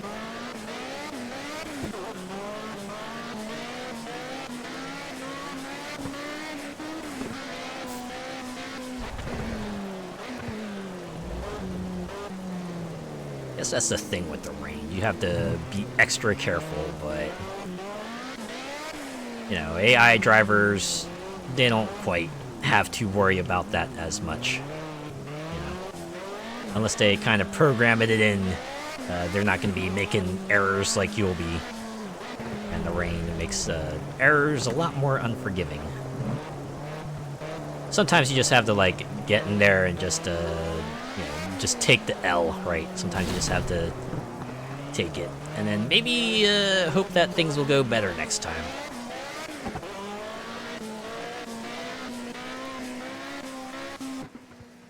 I don't know. I was like, before, when I would do these events, I would try to retry, right? But always usually turn out somewhat similar, that eventually I'll spin out at some part and then drop like a rock. So I was like, you know what? Let's not worry about it anymore, right? It's like round 2 of 4. It's early enough on where you can make it up, right? You mess up now, you just gotta work a little harder later on to try to get it back. It do be tough out there sometimes. Yeah. Let's hope the Euro Championship will go a little better, yeah?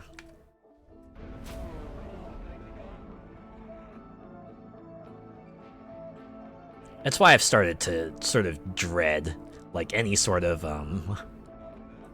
overcast skies that come up. Is like, oh no, are they gonna drop a mid-race surprise on us? Or are we gonna just get a rain mid-race and just have it completely wash away any advantage you might have had?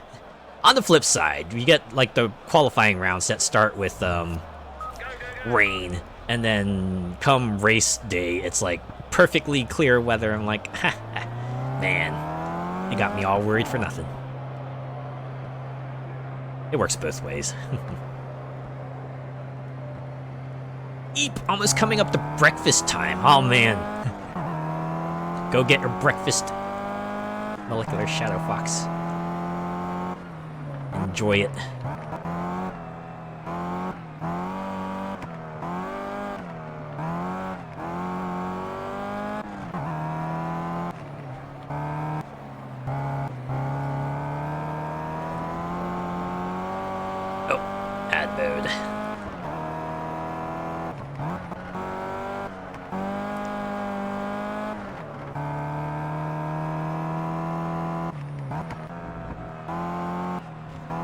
Those are cursed ads.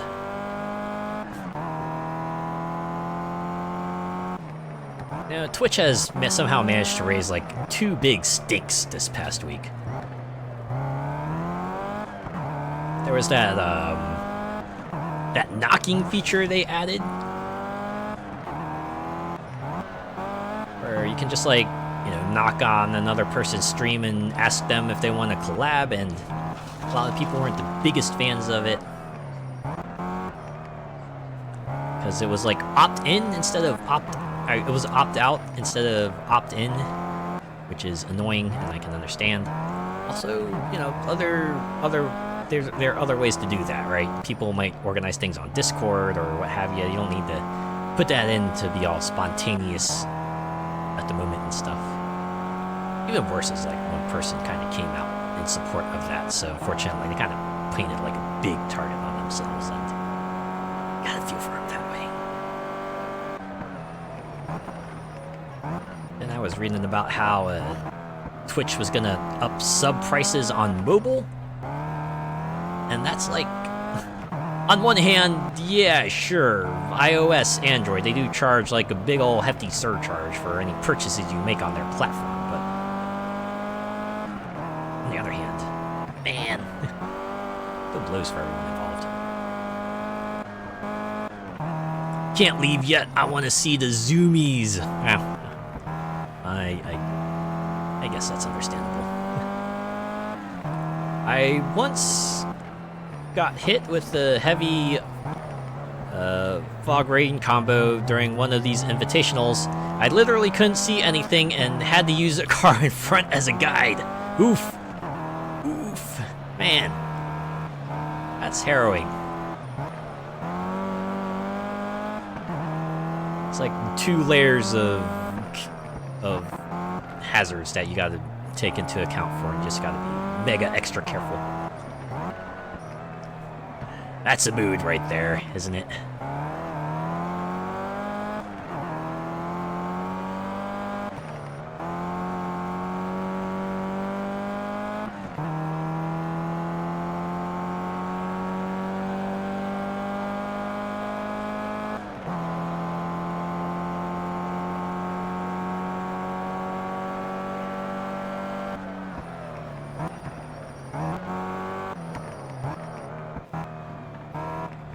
My truck in weather like that before. Whew. Big old truck, too. You just gotta be like, you wanna be mega extra careful there.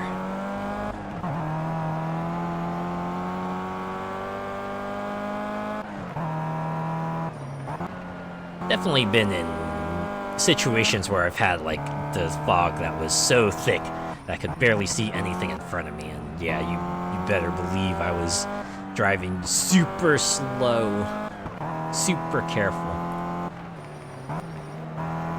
Because the last thing you want to do is be in an accident, especially in the fog.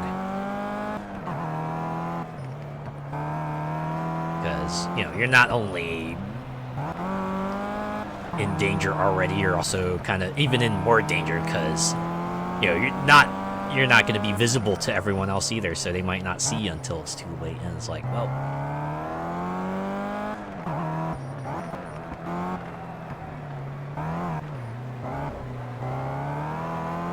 this blows in a lot of ways. That's all.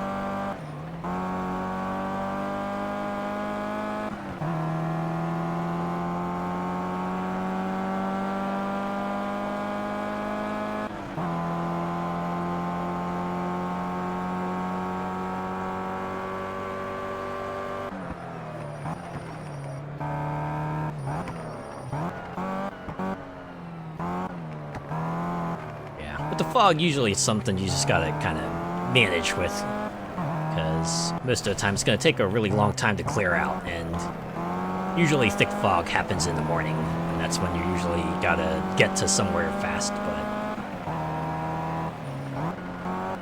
the one other weather condition is like, you know, the ultra heavy rain, the rain that gets so heavy you might as well be in, you know, extra thick fog.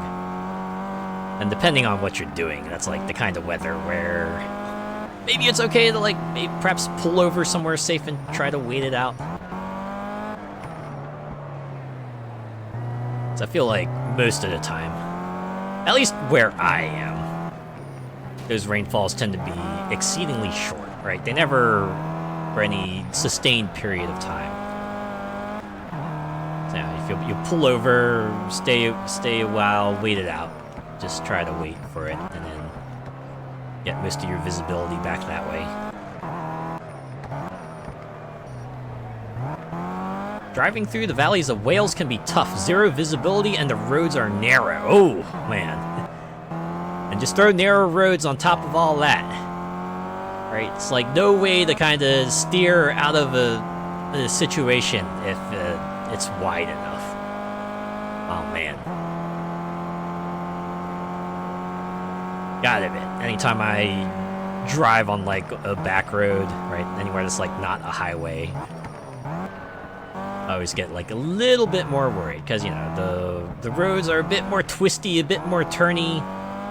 They may be empty, but, you know, whenever that other car pops up either on the other side or you happen to catch up to one on the same lane, it's like, man. You know, if an accident happens all the way out there, you're probably going to have to either wait a bit longer or try to figure something out if the situation requires immediate attention. Yeah, single lane roads with ditches both sides. Oh, that's even more worrisome right there. Either ditches or like a fence or a wall or trees.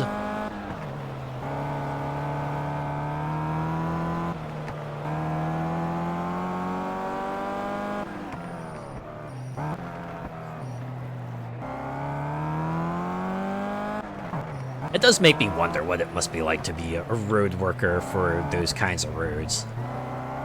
Right, you're like just going to your job and then they go, okay, so looks like we need to patch up this road at this you know, backwater place over here.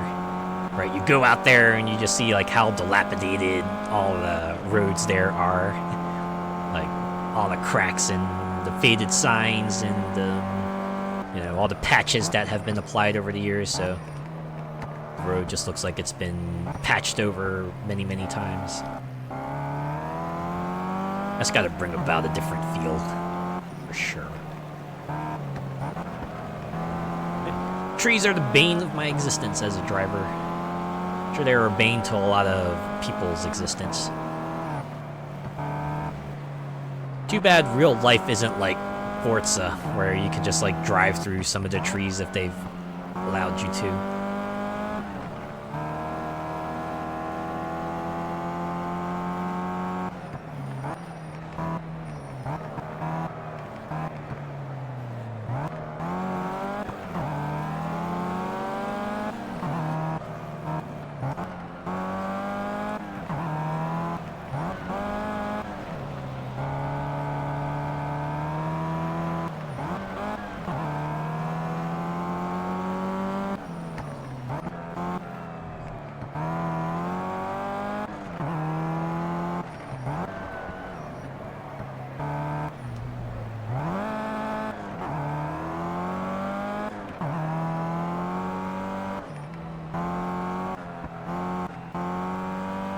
Really need that rewind button for real life. Ah, man.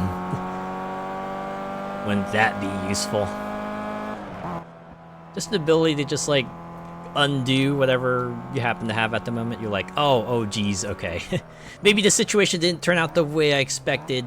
Just, like, press that rewind button, get yourself a do-over.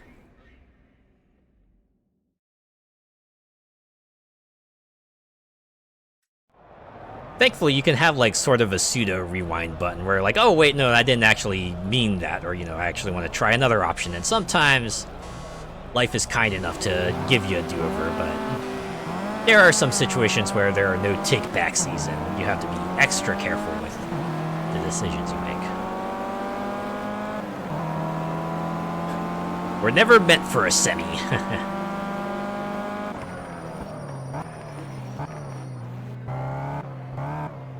I guess that's why there's that one type of story that perhaps became in vogue for a little bit. At least in the anime manga scene where like a person, you know, finds themselves back in time, you know, like back in school or something. It's like, oh man, a second chance to do the thing you didn't do the first time, you come to regret.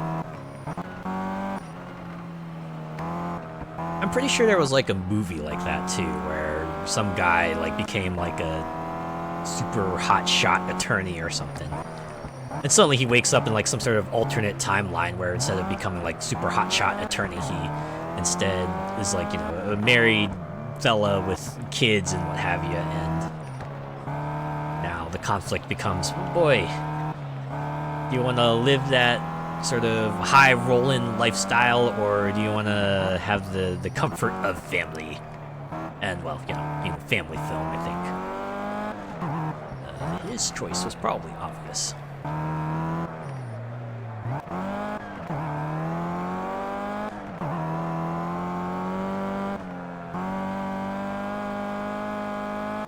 On the other hand, I know a lot of people say that, but, you know, you are the person you are today because of all the decisions you made, right? Good or bad, right?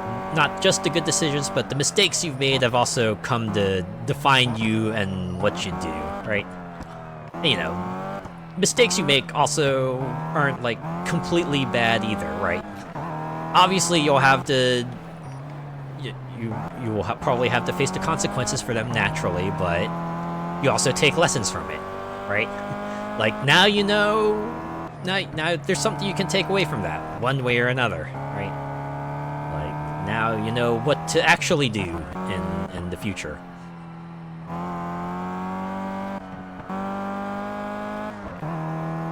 Yeah, they all mold you into who you are. Every single aspect of it. Like, maybe if you never had that one mistake happen, things might have turned out different. There's also, like, the concept of, like, the whole butterfly effect, right? Where, you know, you change one thing, it ends up having, like, some sort of, like, a cascading effect where a lot of other stuff just happens, and maybe the one thing you did ends up having, like, a chain reaction, right? And undoing that might undo a lot of other things.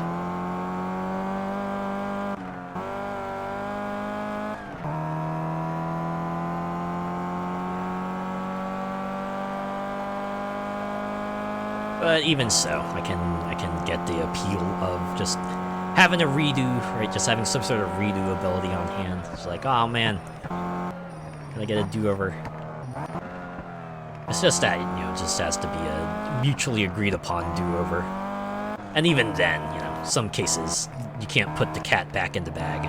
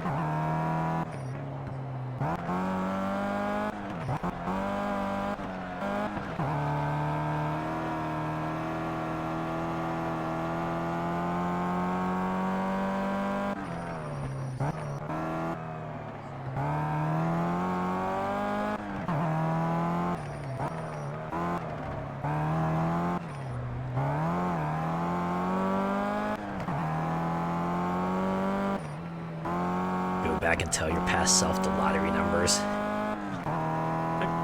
Weren't there like a lot of plots that kind of revolve around that? Although I imagine, you know, no, I can see the appeal of that. It's like, oh boy, you just give them the foresight they need to just become ultra rich, just rolling that dough. Although I think we've already talked about all the problems that entails. You know, just having a windfall of money, maybe you gotta manage that a little bit, right? Whew. Well, at least we managed to finish that one on a better note. Let's see what's next. More GT5. Yes, yes it is. This is gonna be how it is for a little bit, huh? Just GT5 Euro, GT5 Euro, GT5 Euro. Would at least would get me my fursuit. Oh, yeah. I mean, that's always the thing to think about, right? I'm sure we all think about that. It's like, ah, man, there's so many things I could get if I just had more money, right? So the thing I gotta do too, right? Like I end up spending a bit here and there. Eventually, I hit the point where I was like, okay, all right, I just gotta go check my balance at the moment, make sure that I'm not like make sure I'm okay. You know, at some point, sometimes I go look at it and go, all right, I'm gonna put purchases on hold until the next month. Other cases, I'm like, all right, maybe I can afford like another thing or two here or there, right? Something you gotta be mindful of. And sometimes it can be very tempting to, you know, just find some way to, or, you know, just fantasize about getting that windfall of money that will let you get all the things that you ever wanted so that you can focus on better things. Anyone, like, you remember that old saying, right? Money can't buy you happiness. I feel like, while I get the spirit behind the message, I feel like, in practicality, that might be a bit of a misguided message, because especially these days, imagine a lot of people, I see a lot of people, you know, talking about how they need money for something or another, and, you know, it's like, you know, bills, food, rent tend to be important things. I think that's like the one place where money could buy you happiness, right? At the very least, you wouldn't find yourself in like anxious all the time because you're wondering if you're going to be able to cover all your costs this month, and you're not going to have to try to you know, balance the budget, right? If you had a little bit more money that you could buy all of your necessities, then yes, you can be happy because, you know, you got that fulfilled and you can start pursuing your dreams and all that. So in sort of another sense, yes, money can buy you happiness, right? It's more of like the happiness of comfort rather than, you know, just directly buying things that are going to make you happy and get you that dopamine boost and what have you. On the other paw, it can change a person. Yeah, there is that. Yeah, we have, yes, as we have said.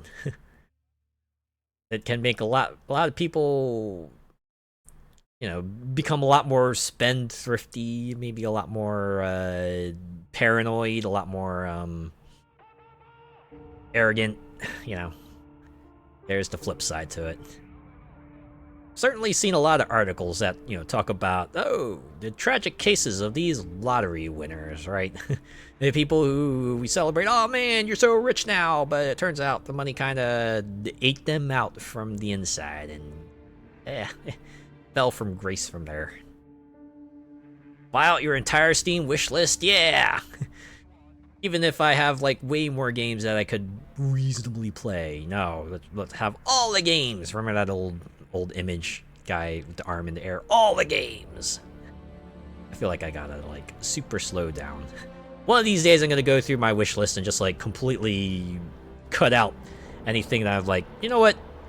Maybe not anymore. Maybe not anymore. I don't have much of an interest in picking this up anymore. I should do that. Should do that with a lot of things. But I think I will we'll work on that later because it is late and I should probably start getting ready to wind down. So, you know what? We made like a substantial amount of progress, right? Got year 3 done. We're into year 4, starting Formula C. Maybe we'll actually see a Formula C event soon. But yeah, for now, I'll go ahead and call it here. Have a good night and rest well. Yeah, thank you. And you have yourself a good start to your day. Hope you have a kick-ass breakfast and a kick-ass rest of your day. Yeah, thanks to everyone who came by and hung around and chatted and raided in and stuck around. And everyone who lurked also. I appreciate each and every one of you. I'll be back on Friday. We'll check out a demo for Sulfur. It's like a roguelite first-person shooter. It seemed interesting from what I saw of it. It seems like people talked about it pretty well, so I'll give that a go, right? I like FPSs and roguelites, so I'll give that a chance. Alright, let's look for someone to raid. Let us pass on the viewers here. Before I do that, we'll fire up some background music.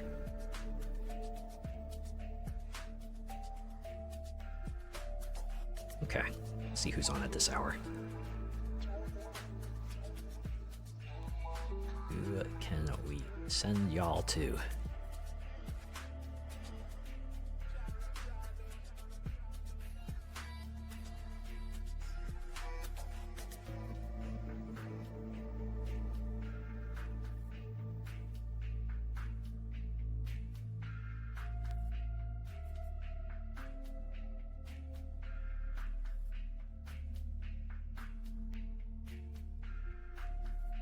Oh, wow. Seeing one person playing Disney Speedstorm. You know, I almost picked up that game. I saw some videos of it, and it didn't feel fast enough for my liking, so I decided, yeah, I'll just move on. Seems like it was for the better because it doesn't seem like a lot of people are too hot on it.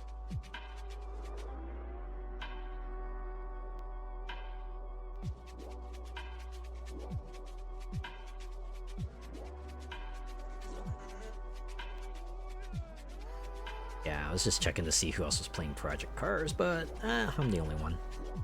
Makes sense.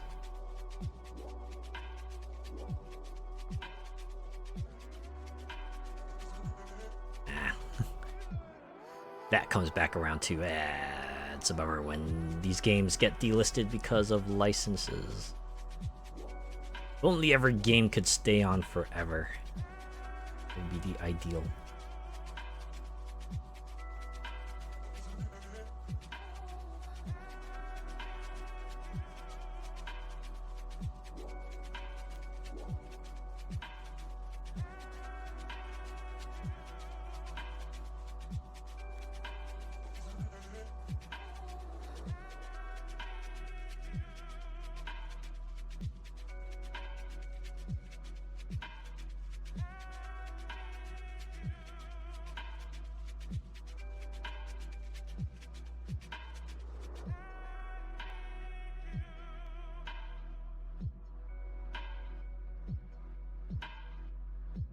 Okay, so this is probably a random thought, but why do you think Twitch has only let people have 2,000 followers? Which I know is like a high number normally. You know, for most people, they'll probably not hit that limit, but you know, for someone like me who wants to follow a whole bunch of folks, mostly VTubers, that I'm hitting on the limit, and it would be nice if they could put in more. I'm sure there's like a good technical reason why they couldn't do that, but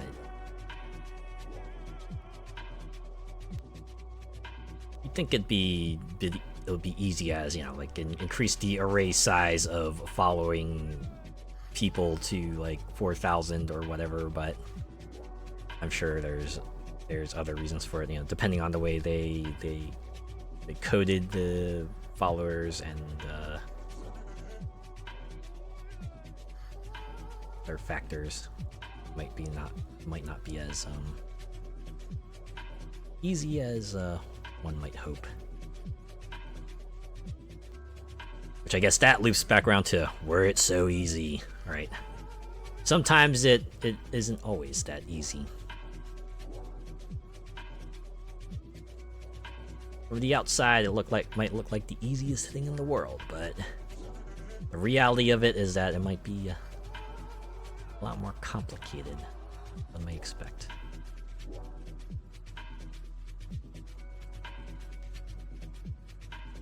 Oh, you know what? What if I were to hit up like the raid finder? Would that perhaps serve up a bunch of folks that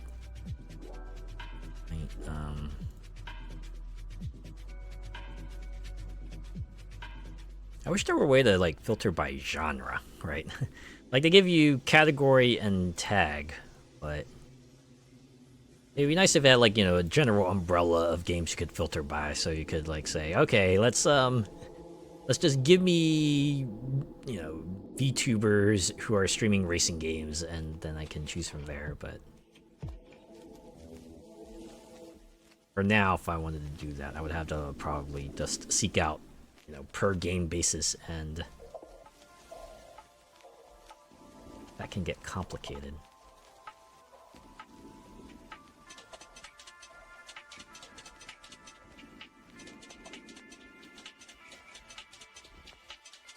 Oh yeah, a lot of people playing Black Myth Wukong as well.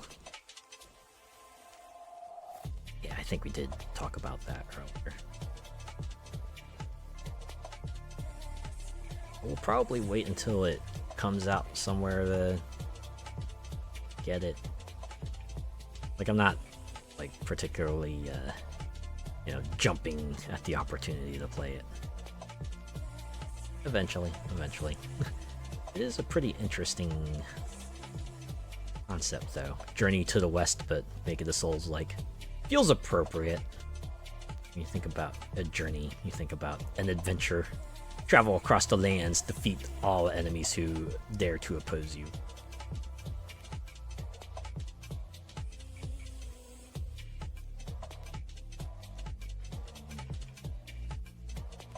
Reminds me of another game that I think was also inspired by Journey to the West. I think it was, ah man, I can't remember what the name is, but I believe Ninja Theory worked on that. Folks who did Senua.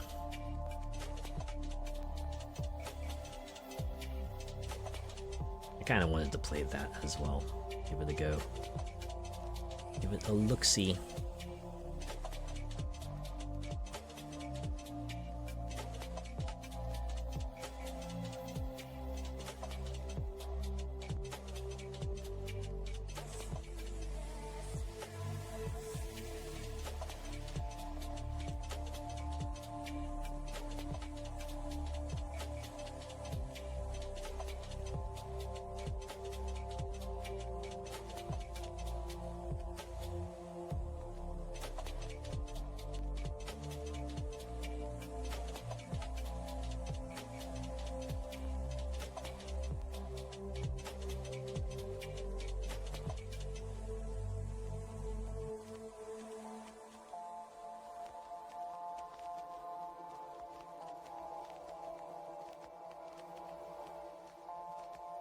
Okay, yeah.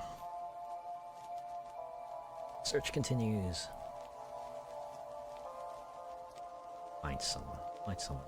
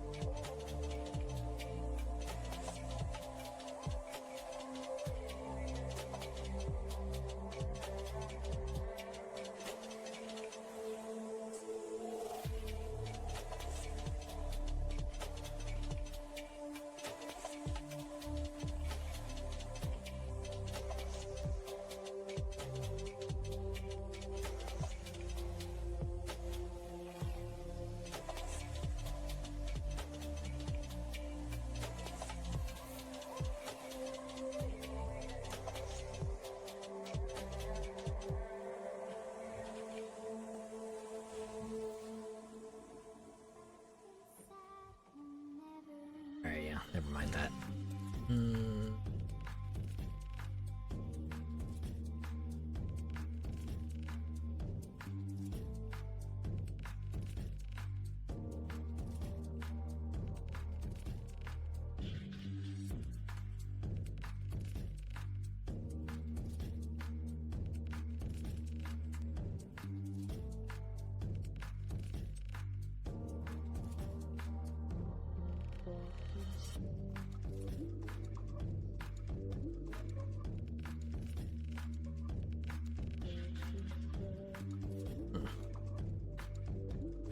Fella who is streaming Speedstorm.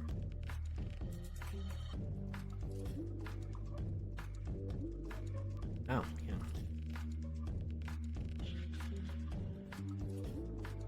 Maybe not.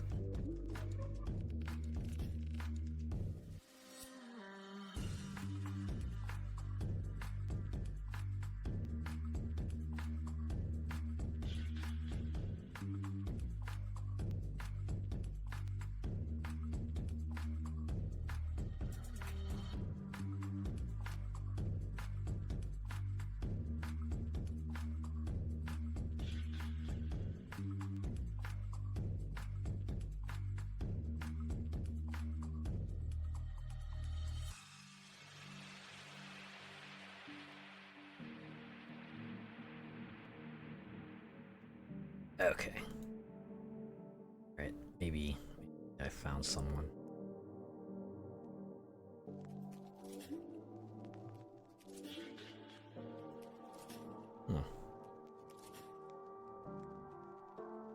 Can't remember if I've raided them before, but guess we'll raid them again. Ooh, looks like they got raids open.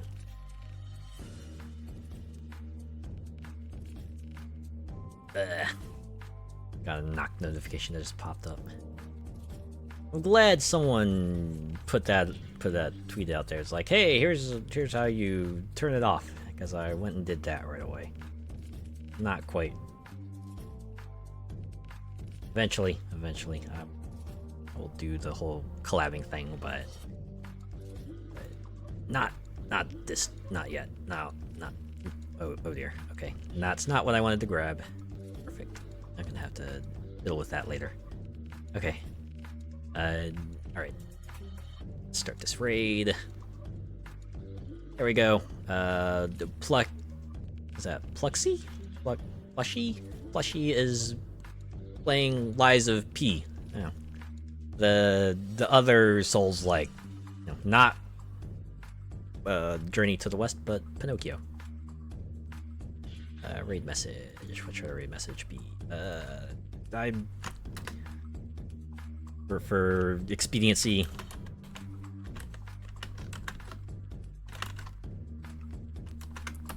There. If you're joining in on the raid, give them Formula C raid, and if not, have a good rest of your week. I'll see you on Friday for Sulfur. Take care.